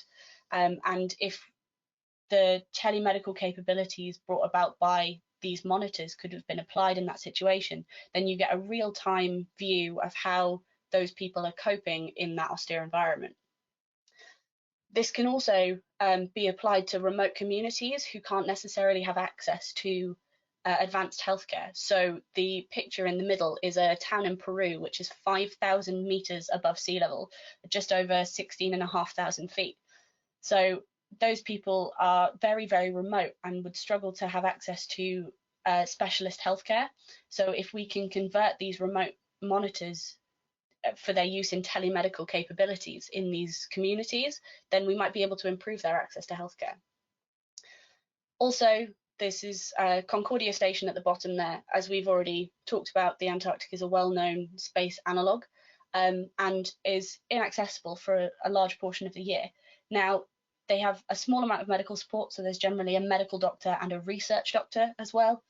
But these real-time monitoring can also be used to collaborate with other professionals who can't necessarily access them physically, but might be able to provide remote support as well. And then there's the idea of Earth for space. So I don't know if anyone attended the World Extreme Medicine Conference recently, but there was a talk there on remote physiological monitoring with regard to Expedition Ice Maiden. Now, the Ice Maidens are an amazing team of women who trekked across the Antarctic, but there was a lot of remote physiological monitoring involved in their expedition. So they had a small patch. It was likened to the size of about a nicotine patch, so kind of a couple of inches square, worn under the line of their sports bras. And it had multimodal monitoring, so it was actually able to track things like heart rate or blood pressure, and even electrolytes in the sweat, so that they were able to get a really detailed view of how these women were holding up physically in such an austere environment, but also such a challenging task. They were out there for days at a time trekking across the ice, and things like that can really take a toll on the human body. However, it was a very valid point was raised that there needs to be a balance struck between the rate of sampling versus the longevity of something like that patch. So the battery power required to take the samples and transmit them to a device to then be able to be monitored means that if you're sampling every 5 seconds, the battery life isn't going to last longer than a couple of hours. So you need to look at different parameters and work out a balance of how often they need to be sampled compared to how long you need the device to be functional for. And if we look at our everyday lives, health monitoring is everywhere. You walk down the street, well, not at the moment due to isolation, but so many people have Fitbits or Apple Watches or Garmin activity trackers or anything along those lines. And these things in the commercial market drive down the cost of remote monitoring. So if you look at things like the Apple Watch, people can now track their blood pressure, heart rate, all sorts of different parameters, and things like that can then be applied to the space industry, so that then people can be able to use these devices so much more cheaply and everything. Because for a long time, space monitoring, like health monitoring in space, was all with custom-made equipment. So all of those things are very expensive, and if they're of a larger size, then they can be really expensive to launch. So it's opening it up to the commercial market really drives down the cost and also the kind of size and weight of these things. And as we look into the future, you know, if everyone has an Apple Watch or a Fitbit or something now, the future really is looking towards implantable devices. So if anyone has ever seen a patient or seen a person who has an implanted cardiac device, that has monitoring capabilities within it already. And so it's already taking the first steps towards implantable devices that can monitor far more parameters than we already are capable of. Now, with remote monitoring capabilities comes data, and with data comes ethical considerations. So if you look at something like the biomonitor, that collects data based on your physiological parameters. So it's then looking at who has ownership of that data, and also if there's a deviation from a baseline, who is responsible for acting on that. So if we were to use the capabilities of the biomonitor in general practice or family medicine, and had people within their own homes being monitored in this way, who has responsibility if something changes? Now, the way that these physiological monitors can be used is to give people more autonomy over their own health. So if they're being applied to Earth, then people wearing these devices can look at their own data being collected and understand how their health changes based on these parameters. And what that does is that gives people so much more autonomy over their own care, and also can improve the health literacy of the general population. Now, this would require some rollout, but I believe that in the future, if these capabilities become more widespread, then it could really help ease pressure on the health service and things like that. So there's a real application to Earth of the space environment. And with regards to implantable devices, there's a consideration of risk versus reward. So if it's purely for health monitoring of the healthy everyday person, then there's a risk associated with implantation, and then there's considerations to look at around that. So if we look forward to the moon, this is a diagram from a published paper in 2013, and this is for the microgravity environment. And it clearly shows that we have some understanding of different physiological systems and how they're affected by the microgravity environment. No such graphic exists for the moon. And this is because we don't truly understand the health effects that going to the moon might have. As Jules said, it's been largely unstudied. Given that the longest stay on the moon in the Apollo era, and therefore the longest stay to date, was 75 hours. So in order for us to fully understand the health implications of going to the moon and staying on the moon, we need data to help us understand how the body will change. And remote physiological monitoring increases the volume of data that we have, and so we can better understand these changes. Now, if we look at these graphics, I mean, we've already seen some videos earlier on of people walking on the moon, but a large change that is very visible to the eye is locomotion, due to the changes in gravity. And so one of the things that can be used to monitor the astronauts while they're on surface EVAs is EMG, so activation of the muscles. And this can be used to help us improve simulation and training back on Earth, but also can help us understand the energy expenditure of astronauts on surface EVAs, as well as other parameters. There was a NASA Space Apps Challenge, I think back in 2014, where they suggested the challenge was to look at remote health monitoring. And a team came up with the idea of having an EEG and an ECG and then muscle monitoring inside the EVA suit, so that then these things can be integrated into hardware that's already being used in space. And then from that, we can gain more health data. Now, one of the biggest changes between the moon and the ISS is clearly the surface of the moon and then the lunar dust. Now, lunar dust particles are almost not entirely smooth. They have nanoparticulates of silicon and iron, and the iron is similar in composition to that found in iron nails. So these dust particles have great potential to damage the epithelium of the lung, and then greatly reduce lung function. Moonwalker Harrison Schmidt described it as like a lunar dust hay fever, a cough, a wheeze, sneezing, and it's evident that the lung damage that they received is potentially similar to that of silicosis on Earth. Now, given that we understand silicosis, we have a kind of framework for diagnosis and treatment, and one of those is a chest X-ray. Now, that is currently not possible in space or on the lunar surface, so it's important for us to be able to monitor lung function remotely so that we don't have to rely on things like a chest X-ray in order to assess lung damage.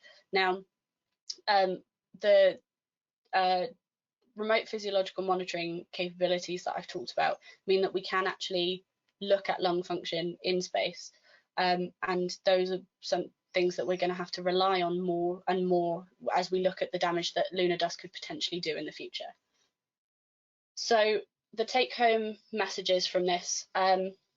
So currently most of the space monitoring devices have been built for purpose, which can cause them to be very expensive. Now, if we open these up to the commercial market and the everyday monitoring that we already have on Earth, then this can drive down the cost, the size and the weight and make it more accessible for everyone.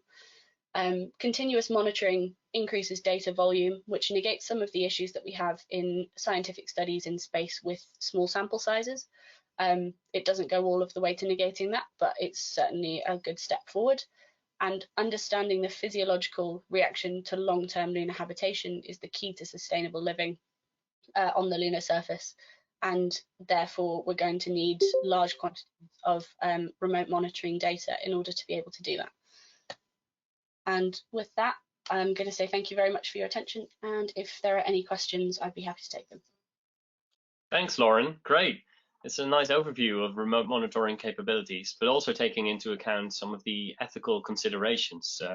And I loved what you shared about the Ice Maiden mission. One of the things that I find interesting is that some of the technology used there is just common consumer technology, it seems, like Fitbits and other devices. And it's something I see in my job in healthcare innovation as well on Earth. But of course, the extreme environment requires some adjustments. So it's cool to see that this is being done.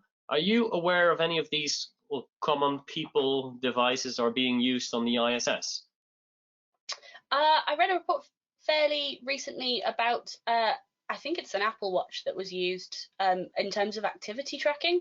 But like you said, there's a lot of adaptation that needs to go on because, for example, step counters don't work quite the same way in space if you're not taking steps. So I think there's a lot of adaptation to go on there, but I think that is something that they're currently trialing. All right, cool. And you mentioned integrating biomonitoring devices in the spacesuit as a result from the Space Apps contest or challenge. Do you know if this is already being done in actual spacesuits? Yes, I believe that during spacewalks on the ISS, vital parameters are monitored, and this is slightly easier in terms of lung function as well because of you have a contained supply of oxygen and CO2 scrubbing.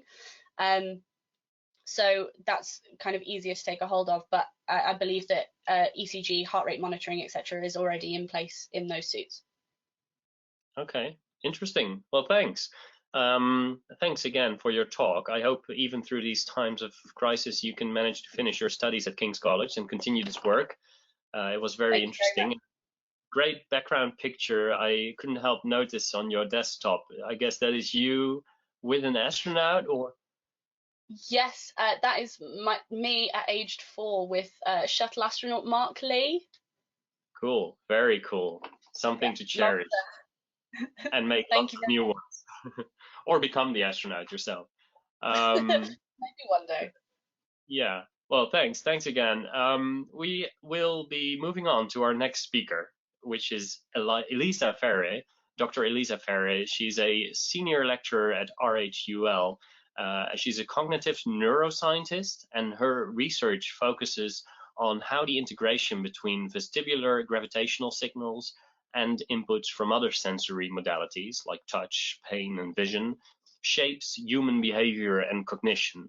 And her talk will be about the effects of non-terrestrial gravity on human behavior, focusing on perception, action, and decision-making linked to lunar gravity. Very important if we go back to the moon, of course. So I'm happy to learn more.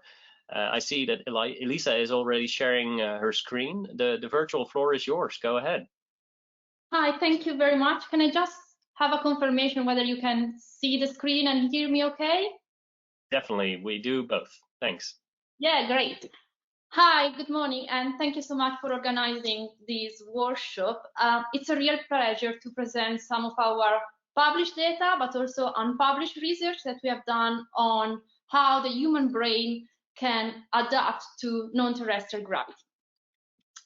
And I would like to start saying that the human brain is a pretty amazing thing. It has incredible abilities to adapt to new situations and demands from the external environment. Now, this is pretty clear on Earth. We know that people are living in quite challenging environments, maybe in deserts, in high altitude places, cope with that quite well. However, space exploration and maybe going back to the moon is probably the ultimate frontier, a challenge to human adaptive capabilities. It's amazing being in space. It's amazing experience altered gravity, but it's not easy for our brain. It's a real challenge. There are lots of factors that might influence our ability to adapt to non-terrestrial gravities, but I would like to focus in particular on altered gravity. So my research and my lab is focusing on how the brain can detect here on Earth gravity and how the brain can adapt to altered gravity in outer space. We think that this is a rather important question to answer, and we also think that the success and safe outcome of space mission is strongly related with our ability to cope quickly with non-terrestrial gravity. So let's do a couple of steps back and let's consider what is gravity. So Albert Einstein said that gravity is the first thing which we don't think about. So technically speaking, gravity is the constant attraction that our planet Earth is exerting on all the objects, including our body, including our brain. So gravity is a linear acceleration and therefore is a sensory signal. But is a particular sensory signal because it's completely different compared to all the other sensory modalities. You cannot feel it, you cannot see it, you cannot taste it, but it's always there. So it's possible that this constant 1G acceleration can affect the way in which we interact with the external environment, can affect our behavior, can affect our actions. And we know that we are very good in dealing with gravity while we are on Earth. So if you want to get a cup of coffee, if you want to move your arm, you can do that very, very, very easily. So if you raise your hands like that right now, you don't even notice that there is 1G acceleration pulling in the opposite direction. But clearly the scenario gets completely different when we go to a different planet. And if we go back to Moon or Mars or whatsoever, we need to cope with a different type of gravitational acceleration. And although we know that people can manage to do that, it does require a little bit of time, and this is an actual challenge for our brain. So we had already an amazing talk this morning about how the brain represents gravity, and I'm absolutely a big fan of the vestibular system. So the vestibular system we heard already, but I just give you a reminder, is a tiny, beautiful organ inside the inner ear, which detects each movement of our head in space. And particularly, the vestibular system can also tell to the brain almost immediately what is the amount of gravity, what is the direction of gravity, and where our hand is located in function of the gravitational acceleration. So as soon as you move your head, the vestibular system tells to the brain, oh, your head is not longer upright, it's perhaps tilted toward the back. Now, the brain is receiving this vestibular information, but it's also integrating the vestibular information with information from other sensory modalities, such as vision, proprioception, which basically means information from muscle, body parts, or about where they are in space, but also visceral information from organs inside our body. So the brain is constantly receiving vestibular signal, visual, proprioceptive, and visual one, sum up them together and come up with a representation of gravity, which we call graviception.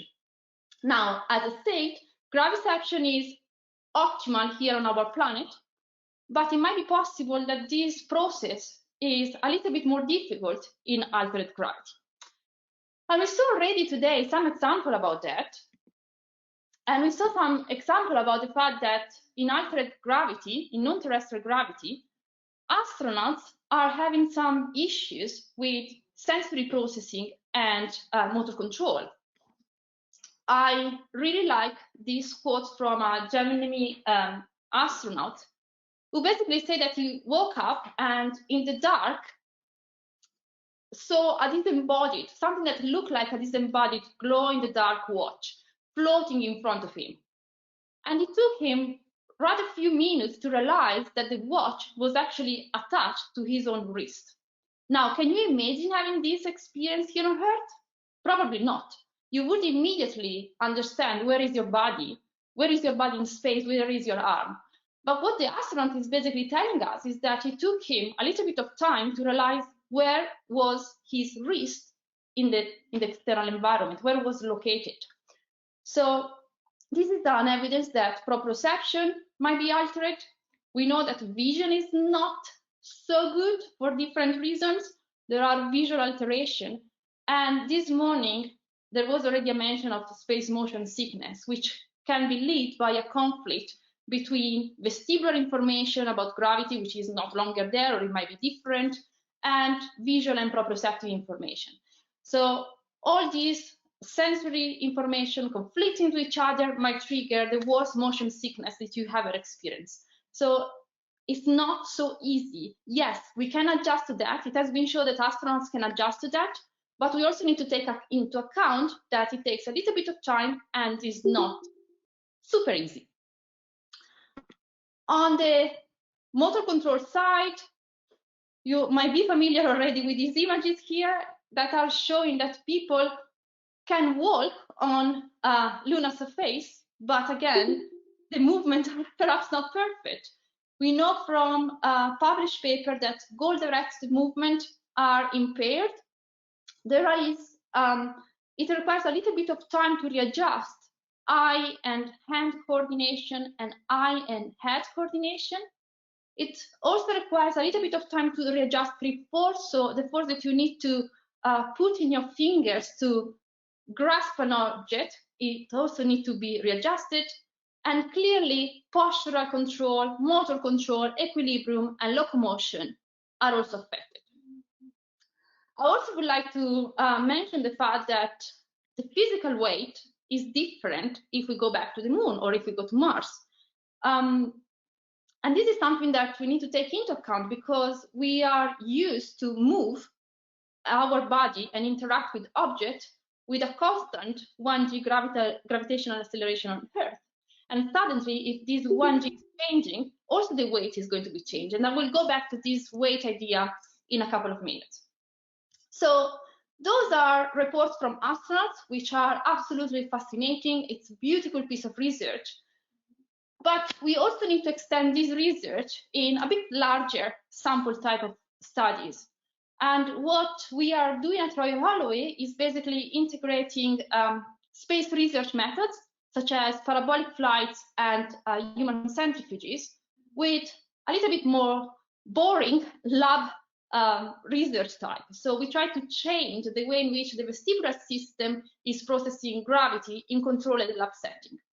And in the next few minutes, I will give you an idea, an overview of the experiment that we are running at the moment in terms of sensory perception and high-level cognition.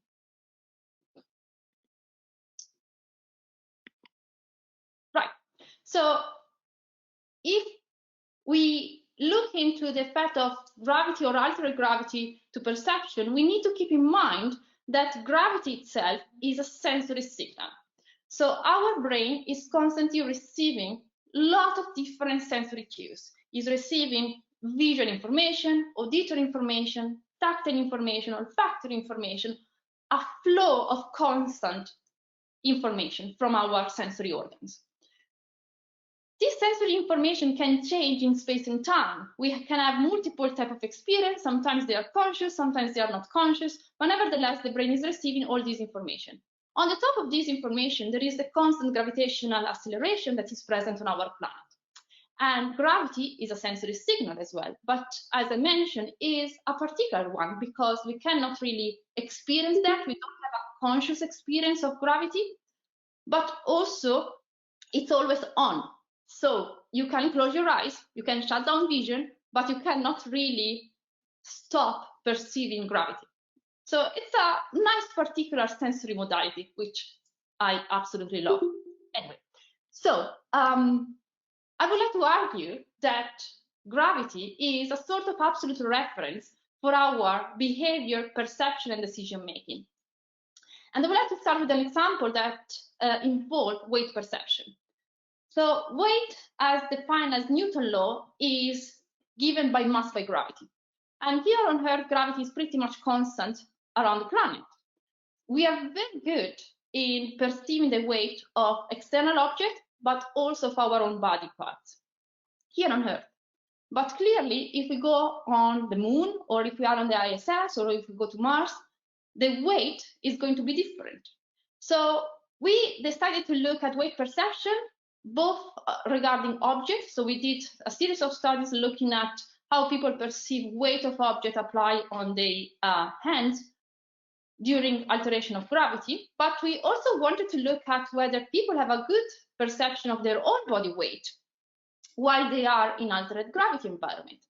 Now you might think, well, Elisa, this is a trivial question to ask, who cares? But actually, it's not trivial at all, because in the moment in which you start to interact with external environment, you need to know the weight of your own body in order to make successful interaction. And although the physical weight is going to change because of physics, we don't know whether there is a change in the perceived weight of our own body. Now, I'm not an expert on that. I make it clear, but there are plenty of studies looking at body weight perception in terms of social and psychological perspective that define weight perception, body weight perception, as a sort of stored semantic representation. So I pretty know how much is my body weight. This is a stored representation, and I interface with that. So what we wanted to see is whether changing the gravity amount might change the perceived body weight. And we've done that in collaboration with the European Space Agency and DLR by looking at the perceived weight of the head and the hands during parabolic flight, and then in a further study on a short-arm human centrifuge.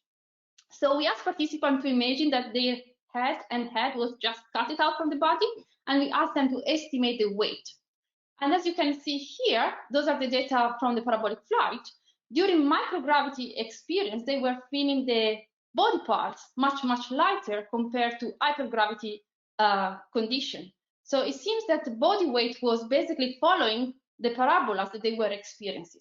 So this suggests that body weight can be an online, much more dynamic representation than what we thought so far.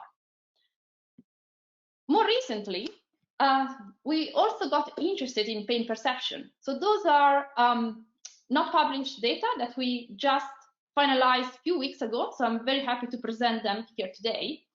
And we got interested in pain perception because, as gravity, pain is also essential in shaping our behavior. So pain has a very much adaptive function. I'm talking about acute pain and not chronic pain. And when we talk about acute pain, we need to consider that as a sensory information that can modulate how you want to interact with the external environment. I would like to protect my body from pain. I don't want to engage in exploration if I feel pain. And also I need to have a threshold of pain that allowed my body to be safe. So what we have done in the lab was replicating some previous published bed rest studies that show an analgesic effect after bed rest alteration. So here we ask participants to stay on a passive tilting table, and we tilted the table in 1G upright, coherent posture, or in a bed rest posture. But in the head down bed rest posture, we decided to do not go for a long exposure of manipulation, but rather to a 2 minutes only exposure. So what does it mean? It means that we tilted participants in a head down bed rest for only a couple of minutes, and then we started to measure the acute pain threshold. So they had some painful stimuli apply on the fingertip, and we asked them to tell us as soon as they feel a pain sensation. And we can then measure the pain level and see whether there are differences in the two conditions. And as you can see here in the dark pink color, there is an analgesic effect, such as they were feeling less pain in the head down bed rest condition compared to the upright condition. So nice to replicate previous studies by using a very short duration of altered gravity exposure. But what we also wanted to do is measuring the pain threshold exactly with the same method, but looking at whether we can induce the analgesic effect by visually altering the gravitational information. So visual and vestibular systems are talking a lot to each other, and our brain is relying a lot on visual and vestibular information about gravity. In previous published paper, we have shown that we can successfully simulate gravity environment by using virtual reality. Now, I'm not sure whether you're familiar with virtual reality, whether you've tried that. It's a pretty amazing technique. It's very easy to trick your brain and make the brain believe that you are in a different environment, in a different space, with a different body. So in the lab, we rather use a boring virtual reality setting in which, first of all, we completely block the head of our participant, so the head couldn't move. And this is because we wanted to induce a habituation of real vestibular gravitational information. And after that the head was completely blocked, we asked participants to watch these virtual reality videos in which there was an object, a ball, that was falling down according with terrestrial gravitational acceleration or Martian gravitational acceleration. Now, I'm afraid the videos might be a little bit too small, but basically at the center of the screen, the virtual reality screen, there was a dot. We asked participants to fixate the dot, ignore the rest. They didn't know at all whether they were on Earth or Mars. They were just looking passively at that ball that was falling down with the head blocked. And I keep repeating the head was blocked because this is essential in the way in which we see this virtual reality simulated gravitational environment. So to cut the story short, using a virtual reality simulated alteration of gravity, we also recorded an analgesic effect. So here you can see that the people were feeling much less pain when they were in the Mars condition compared to the Earth condition. And visual information was completely controlled, apart of the fact that the ball was moving according with different gravitational acceleration. Now, this is to give you a couple of examples of our studies on the ability to perceive in altered gravity environments. But of course, when we interact with the external environment, it's not just a matter of perceiving stimuli, it's also important to react to the external environment. And, oops.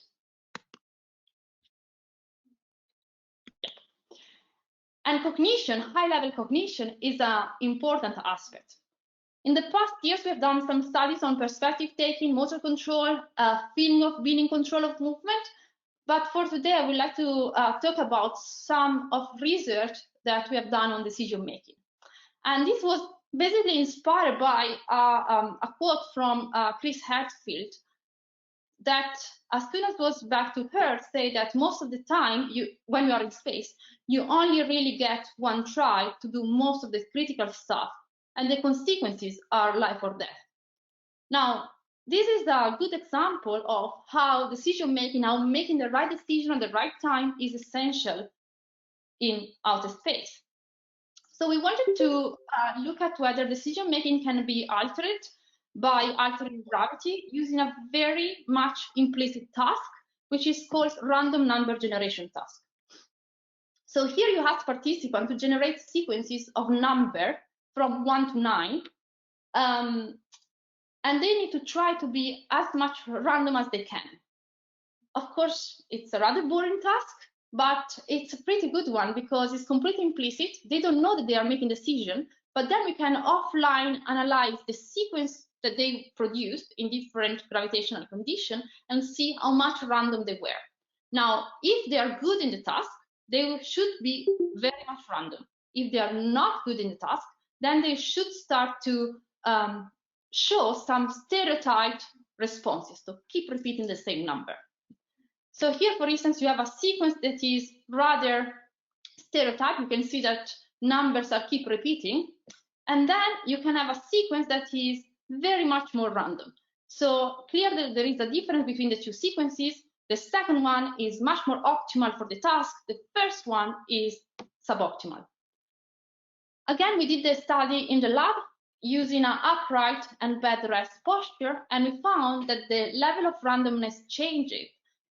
And in particular, people were much less random when they were in the supine posture compared to the upright, which again seems to suggest that the behavior was suboptimal and perhaps decision-making was altered during this very mild alteration of gravity.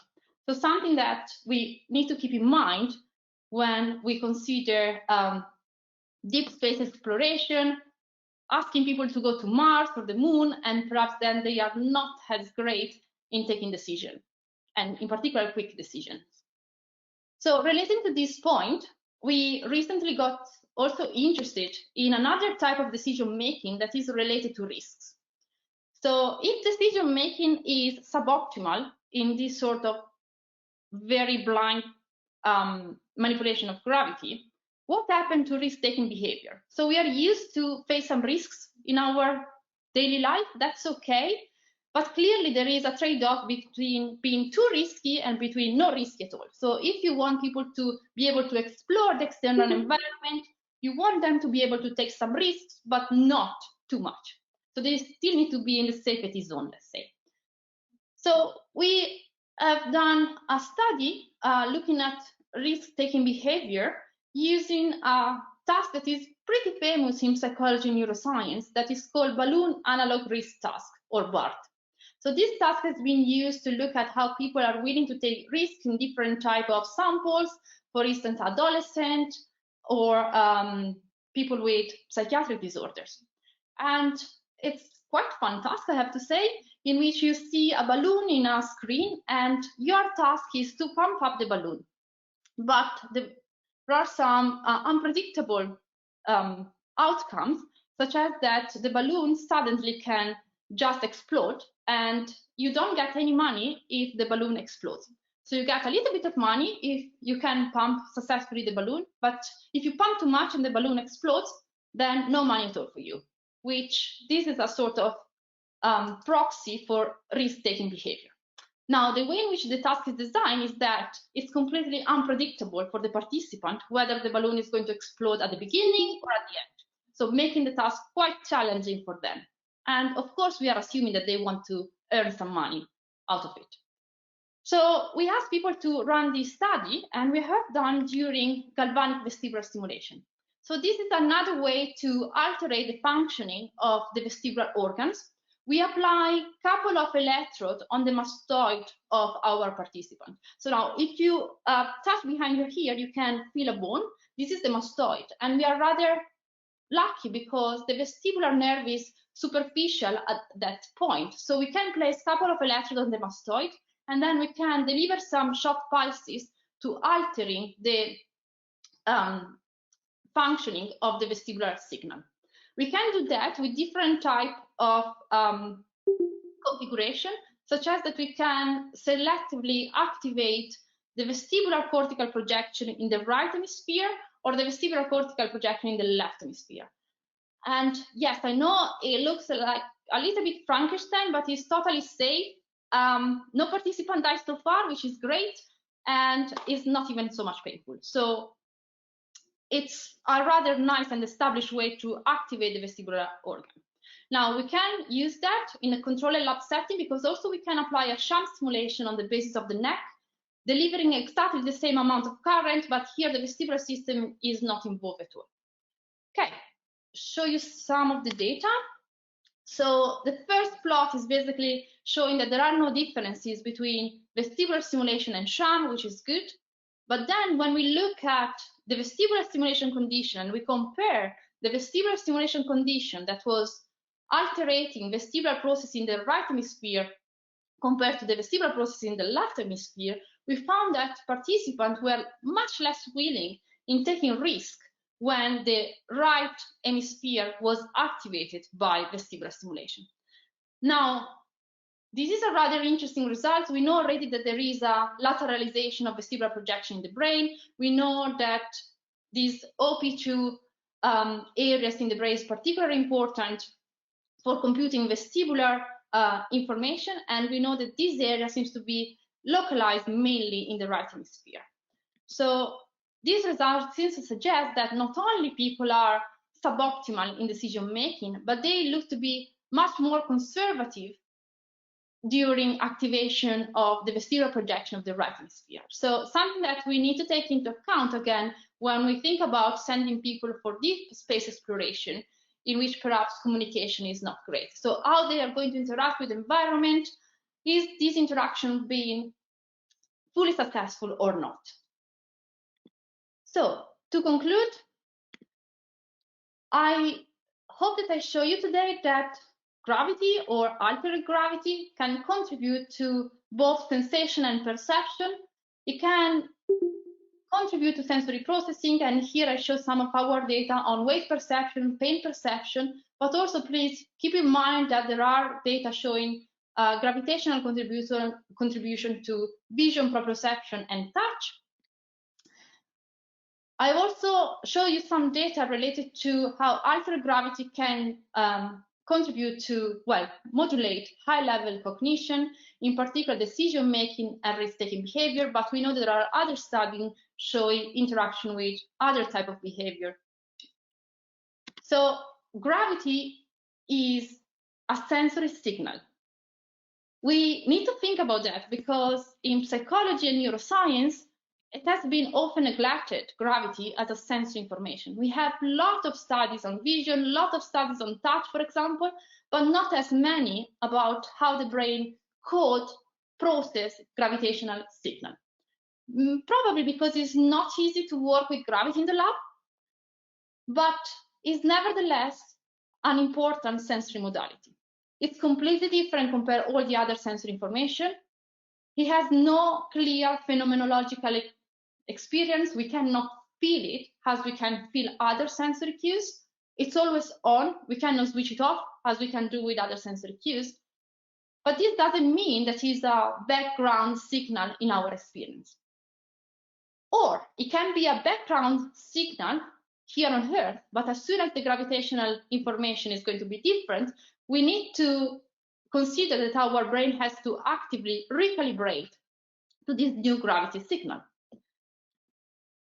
One of the reasons why gravity and the vestibular information in particular can be an absolute reference for our behavior is that it's the only sensory modality which is fully myelinated at birth, but is also the fully functional at birth. So this is different compared to other sensory signal, and might perhaps suggest that this is the reason why it's such fundamental and foundational for human behavior. So I hope that I convince you that gravity can be considered an absolute reference for human behavior, and we need to look at how our brain needs to adjust to altered gravity exposure in order to have safe space missions. And on that note, I would like to thank you so much for your attention. And of course, I'm happy to have questions. I apologize if this was way too quick.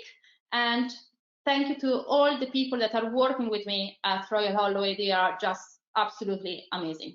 Thank you so much. Thanks, Alita. Thanks a lot for this talk. I love what you shared. There was a lot of information. That's great. And I also love what you shared about using virtual reality. I actually experienced this myself before I started actual flight school. I practiced in virtual reality, flying a plane, and it's amazing what that kind of reality does to your sense of gravity and perception. A quick question before we move to our final speaker. That's coming from one of our audience members. Are there risks to altered pain perception in microgravity with regard to decision making? May it risk astronauts getting hurt and not taking it as seriously as they maybe should be doing? Yes, absolutely. I think so. And when we saw this analgesic effect, at the beginning we thought, well, it's not bad. If people feel less pain, good. You know, less pain is always good. No, it's not. Actually, it's not, because pain protects our body. So if I'm going to make, if I'm going to run or if I'm going to approach a stimulus that can be potentially painful, I need to know that. And in particular, if I have some, painful stimuli approaching me, I need to know, first of all, that they are painful, and also I need to watch after myself because I don't want to put my body at risk. So I think that this analgesic effect that we show with a very simple alteration of gravity for few minutes can tell us that we need to take into account how our brain is recalibrating sensory modalities and how this can influence high-level cognition as well in order to successfully interact with the environment. So I don't think that the analgesic effect is a good thing, actually the opposite. All right, very clear. Thanks again for your talk and being with us today. And that brings us to our final speaker of today, which is Bjorn Bazelet. Following an undergraduate thesis in the field of biomarkers research at the Hasselt University in Belgium, Bjorn started a joint PhD at the Université Catholique de Louvain in Belgium and at the Belgian Nuclear Research Center in the field of vascular effects of ionizing radiation. And at current, Bjorn is a space biology scientist in the group of Professor Sarah Batou at the Belgian Nuclear Research Center, supporting multiple ground-based and flight experiments in collaborations with the European Space Agency. And he will speak today about models for space studies in biology, from cells to animals to humans. So Bjorn, take it away.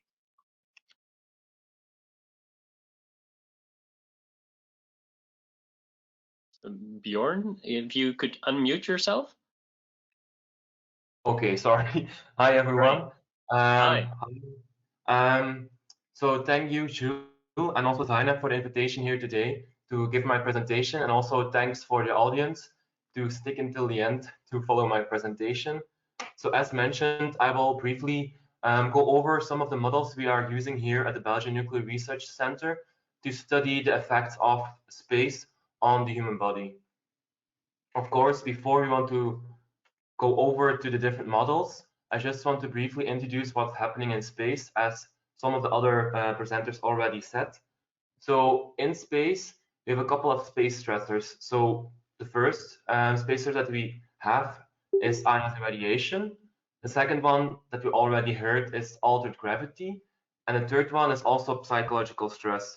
So I don't know about you, but during the lockdown of the COVID-19 crisis, we all experience a lot of isolation stress, which can also have an effect on our human body. And this will also occur in space or even when being on the moon. These different space stressors all induce different effects on a human body. So we already heard about fluid distribution or degradation of bone mass. But at the SGAC, we investigate the immune dysfunction mostly. So in general, there are a lot of open research questions in human biology in space. And the first one we want to answer as a whole is how these space stressors, these three space stressors, cause adverse health effects in humans. And the second one, of course, if we know how it's caused, we also would like to prevent them from occurring by providing countermeasures. So we have to look for some countermeasures which can help these astronauts in space or on the moon to survive. Another question that pops up is, why do we need these research models? One of the causes is because it costs a lot of money to send certain equipment into space. So if we perform a ground-based experiment, it's not that costly, but if we send stuff into space, for example, the ISS, we don't all have the money to send a Tesla into space. So it takes a lot of cost to have our experiments run, for example, on board the ISS. In addition, it also takes a lot of time to start implementing research, for example, to the ISS. So it generally takes about 9 years to going from an idea to effectively have it run into space. And the last one is as well, if you start studying humans in space, it's not that easy, because if you apply to have access to certain samples of astronauts, you mostly get 6 to 8 astronauts in your study, but this is a really low amount of samples. If you saw data from previous lectures, you could see that there is a lot of different variation between different astronauts, different humans. So this could also cause that we need to have some research model on Earth to provide evidence before we can go up into space to use these valuable samples. So as mentioned, there are a couple of research models I want to go over. So the first one are ground-based. So on ground-based, we can either work in cells or in animals by simulating, for example, microgravity. So microgravity we can simulate by having a rotating wall vessel, which you can see on image to the left, in which a disk with, for example, cells that you want to look upon to are rotating in a 3D fashion. In this sense, these cells will not anymore feel the gravity vector or the gravitational pull towards the center of the Earth. We can also do that in a 3D fashion, which is here on the right. It's a random positioning machine in which also the samples placed on top of this iron plate have less gravitational pull. In addition, we can also try to simulate microgravity in an in vivo model, which is called the hind limb unloading model. This is based actually on the fluid shifts or fluid changes which occur into space. So you can see that on the image on the left. So if you go into space, there is less gravitational pull of the fluids towards our legs. So in the end, we end up with a fluid redistribution. And if we, for example, unload a mouse from its hind legs, so hind limb unloading, we can also induce this shift in fluids in an animal, and we can also study some side effects, for example, immune dysfunction. In addition, I mentioned also the ionized radiation as being one of the important space stressors. So ionized radiation at the moment is seen as the biggest showstopper of going, for example, to Mars or to Moon, because on Earth we're still protected by magnetic belts. But once we go past ISS towards Moon, towards Mars, or towards deep space, we have a lot of more exposure to ionized radiation, and it's really difficult to stop. So we need to investigate what ionized radiation is doing to our human bodies. And we can do that, for example, at SGAC by exposing them to X-ray radiation or to certain kinds of low lead gammas or high lead neutron radiation. The thing is that it's really not that easy on Earth to simulate exploding supernovas, as they come with a huge amount of energy. So we also have some accelerators which accelerate particles to a certain energy level, in which we can also expose our cells or samples or even animals. Next, I also want to discuss the human-based studies. So we already heard some which were done, for example, in France, which is the bed rest study or head-down bed rest study. And we also heard about the Concordia station, which I will elaborate upon on the next slide. We're also active on the Princess Elisabeth station, so it's the Belgian Antarctica research station. And we also performed some analyses at the Mars 500 isolation study or at Lunaris, which is a small, brief or short-term isolation study. So we heard a little bit about the Concordia station. So Concordia station is relatively high located, and it also has a cold climate. People isolated there, they don't have easy access towards, for example, healthcare or towards their relatives via the internet. So during the isolation, we studied the effect of different stimuli upon different cells of the immune system. So we collected blood samples, and in these blood samples we have certain kinds of immune cells which are normally there to protect ourselves against infection. Now we added a stimuli, a mitogen, which normally activates our immune cells. So we can measure the amounts of cytokines, and cytokines, you can see that on the right, are like WhatsApp messages between different immune cells. So they try to communicate to each other to fight off, for example, a certain bacteria in the blood. So what we did is we followed up an entire cohort at the Concordia station, and we saw that throughout the different phases of a year, that the amount of stimuli produced or stimulation produced by the pokemitogen, the stimuli that we used, we saw that increased amount of cytokines. So it said that our immune system gets hyperactivated during a longer stay of isolation. And this can also hold true, for example, for our own during these COVID-19 isolations. If we stay for a longer term inside with a psychological stress level, we also have a tendency to increase our immune system activation upon contact with a certain activation, for example, pokemitogen, or in our case, for example, bacteria or viruses. Then if we look at space, we're also a bit active on a space level. So the most interesting one, which I will show you here, is one that's still ongoing, in which we collect different blood cells and in which we will test radiation sensitivity. So every person is different in terms of his or her sensitivity towards ionized radiation. So what we do is we collect blood from cosmonauts that stay during a long time at the ISS, so it means 6 months to even a year. Then we collect blood either before or after they go towards space, and then we expose those cells before and after to ionized radiation here at SGAC. So what happens normally, you can see that also in the picture below, is that we detect amount of DNA damage with these kinds of dots. So the more dots, the more damage we induce by exposing them here on Earth to ionized radiation. So what happens if you go to space? You can see it in the right graph. So normally, if we don't give ionized radiation, so in yellow and in red, we don't see the amount of dots inside this nucleus. So we don't have a lot of DNA damage normally present in our healthy cells. But if you irradiate and we follow them up over time, we should see that these cells are still able to cope with the DNA damage and still be able to damage their DNA damage, repair their DNA damage. So what you see, for example, here before the mission in green, that the astronaut induces DNA damage as we expected because they were irradiated the cells, and afterwards you see that 2 hours they only have about 2 foci per nucleus, and at 24 hours it returns back to baseline.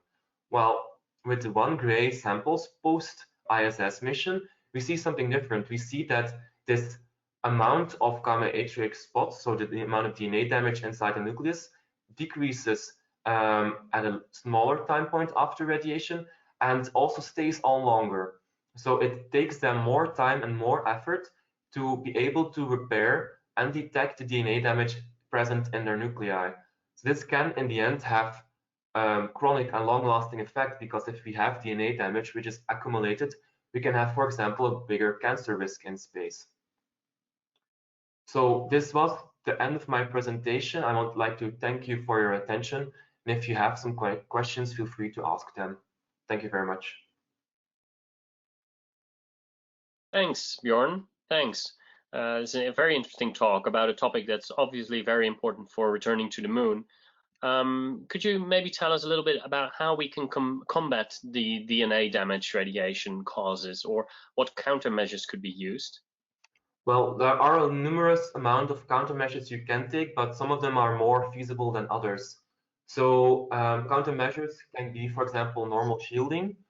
So on Earth, we use, for example, big lead shields. So bigger atomic masses can stop better certain kinds of irradiation.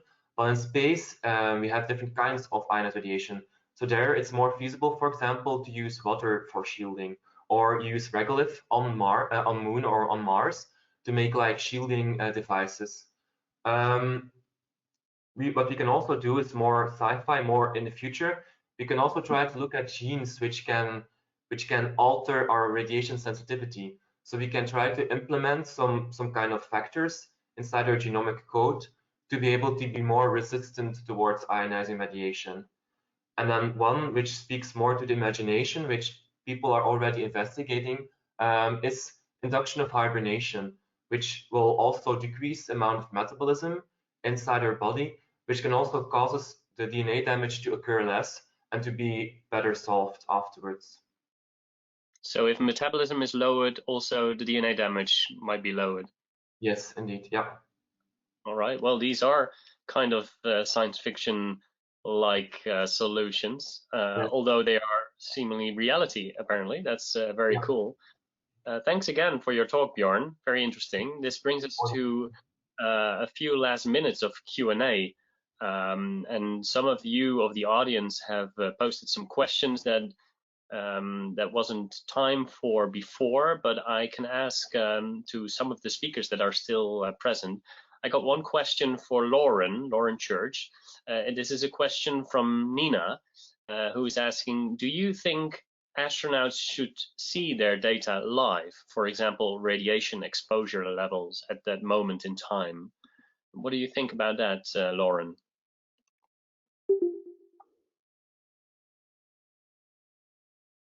Autonomy that I talked about in my talk, and I guess it needs to be, that's a decision that needs to happen with the astronauts as well as the ground crew. I guess if the astronauts have access to, for example, their radiation exposure, that information, then what that does is that creates a more trusting relationship between the astronauts and the ground crew, because then the astronaut is informed and able to be part of the discussions with regards to operations. And I mean, it would also allow the astronauts to monitor their own health, so they can understand their the data that's being kind of collected, and how their physical symptoms can reflect that. So it gives them more autonomy and more information. The flip side of that, of course, is if they're on the ISS and there's a kind of solar event or an increase in radiation for whatever reason, that's not necessarily something that they can control. And therefore, if they have access to that data and the negating that is beyond their control, then it might increase their anxiety. So, I mean, I think it would be specific to each individual person as to whether they had a preference, but I do think that it's a discussion that needs to be had with each astronaut individually. Yes, I agree. Very interesting. In the healthcare on Earth, we see concepts such as personalized medicine or personalized health or healthcare, and this seems to be maybe towards a personalized side of human space travel, perhaps. I got another question for Dr. Wuits. He is still with us, I see. So this is a question from Jen Wei Wang. Thank you so much for the talk. I'm wondering if there are any permanent damages to the vestibular system during a rocket launch where the astronaut is experiencing high G-forces. Dr. Wuits, could you tell us a little bit about that? Are you aware of any such damage?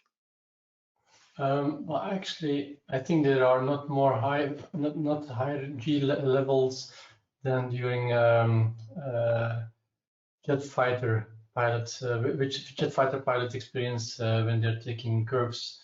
So I think it goes up something approximately around 4G.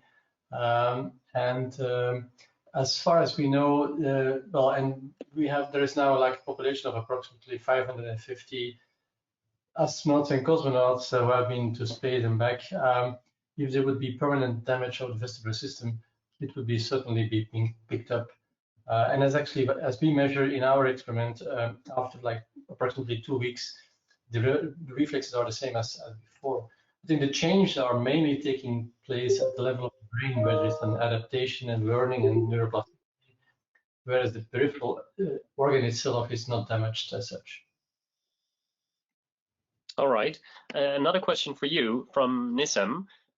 Thank you, Professor Wuits, for this extremely interesting presentation. My question is, what causes fluids to accumulate in some parts of the body and not in others? What governs this redistribution? Well, in a sense, we are kind of like a bag of water, which is held together with our skin, and there is in between some muscle and bone. But in a sense, we are just a bag of water, which has a form which we call human, but it's gravity on Earth which pulls a lot of fluids, interstitial fluid, blood to the lower legs. And everybody knows the experience when you're lying down and you are upright, suddenly that sometimes you just see some stars and you may nearly faint. It's because the blood vessels in the lower legs, they are dilating because of the redistribution. So they are the pull of gravity and the hydrostatic pressure makes that the vessels dilate, and therefore this accumulation of just the amount of blood, and we only have like 5 liters of blood. So in space there is not this effect, and so the fluid is actually going to the upper part of the body, and we see this kind of like chicken leg syndrome, very thin legs and like a big chest, and definitely also the head. So it is just the lack of the hydrostatic pressure which makes the fluid going to the places where it's easier to accumulate, and that's why it is not going to the legs. I hope this answers the question. Thanks. Well, it's clear to me. Thank you for that answer. I've got another question for Dr. Joanne Bauer. I think she's also still with us here. This is a question from Konstantin Terev. He's asking, what kind of differences in psychological selection, if any, and training would you expect to see in commercial space travel compared to those of national agencies? Do you have ideas on that, Joanne? I think that's a really good question, and I think it depends to some extent on what that commercial travel looks like. So is it a 1-week trip? Is it 3 years? Sort of, because I think depending on that will also depend on what kind of questions you want to ask. So typically the types of screening that we've had have been very much based around kind of diagnostic screening. So have you had depression or have you had anxiety? And so one of the things that our lab argued towards was perhaps more of a kind of trans-diagnostic approach. So typically, how do you respond to certain situations? What are you like in stressful situations? How do you manage and control your emotions? And I can imagine that as part of a much bigger kind of biomedical screening, that those kind of questions might be really quite useful in both commercial and sort of national space agencies, insofar as getting a sense of not just whether people have experienced particular types of emotions before and particular syndromes, but also how they sort of deal with situations as and when they come up. All right, thanks for that answer. And we are actually at the top of the session. We're a little bit over time, which means that we have to conclude this webinar today. And with that, I'd like to give many thanks to Simon, Joanne, Flores, Lauren, Elisa, and Bjorn for being with us today. The presentations you gave us were inspiring and gave us a good look into the now and future of humanity's return to the moon. So thanks very much for taking the time. And also thank you, the audience, for being with us. It was great having you. If you like this type of event, make sure to check out the Space Generation Advisory Council's next webinar event next week, where we have astronaut or former astronaut Dave Williams on what it is like to be a crew medical officer in space. And you can find that on Twitter and in the chat box just now in this session. So that was it for today. Thank you again, panelists, and thanks for everyone that joined us from around the globe. Have a great day ahead and see you next time.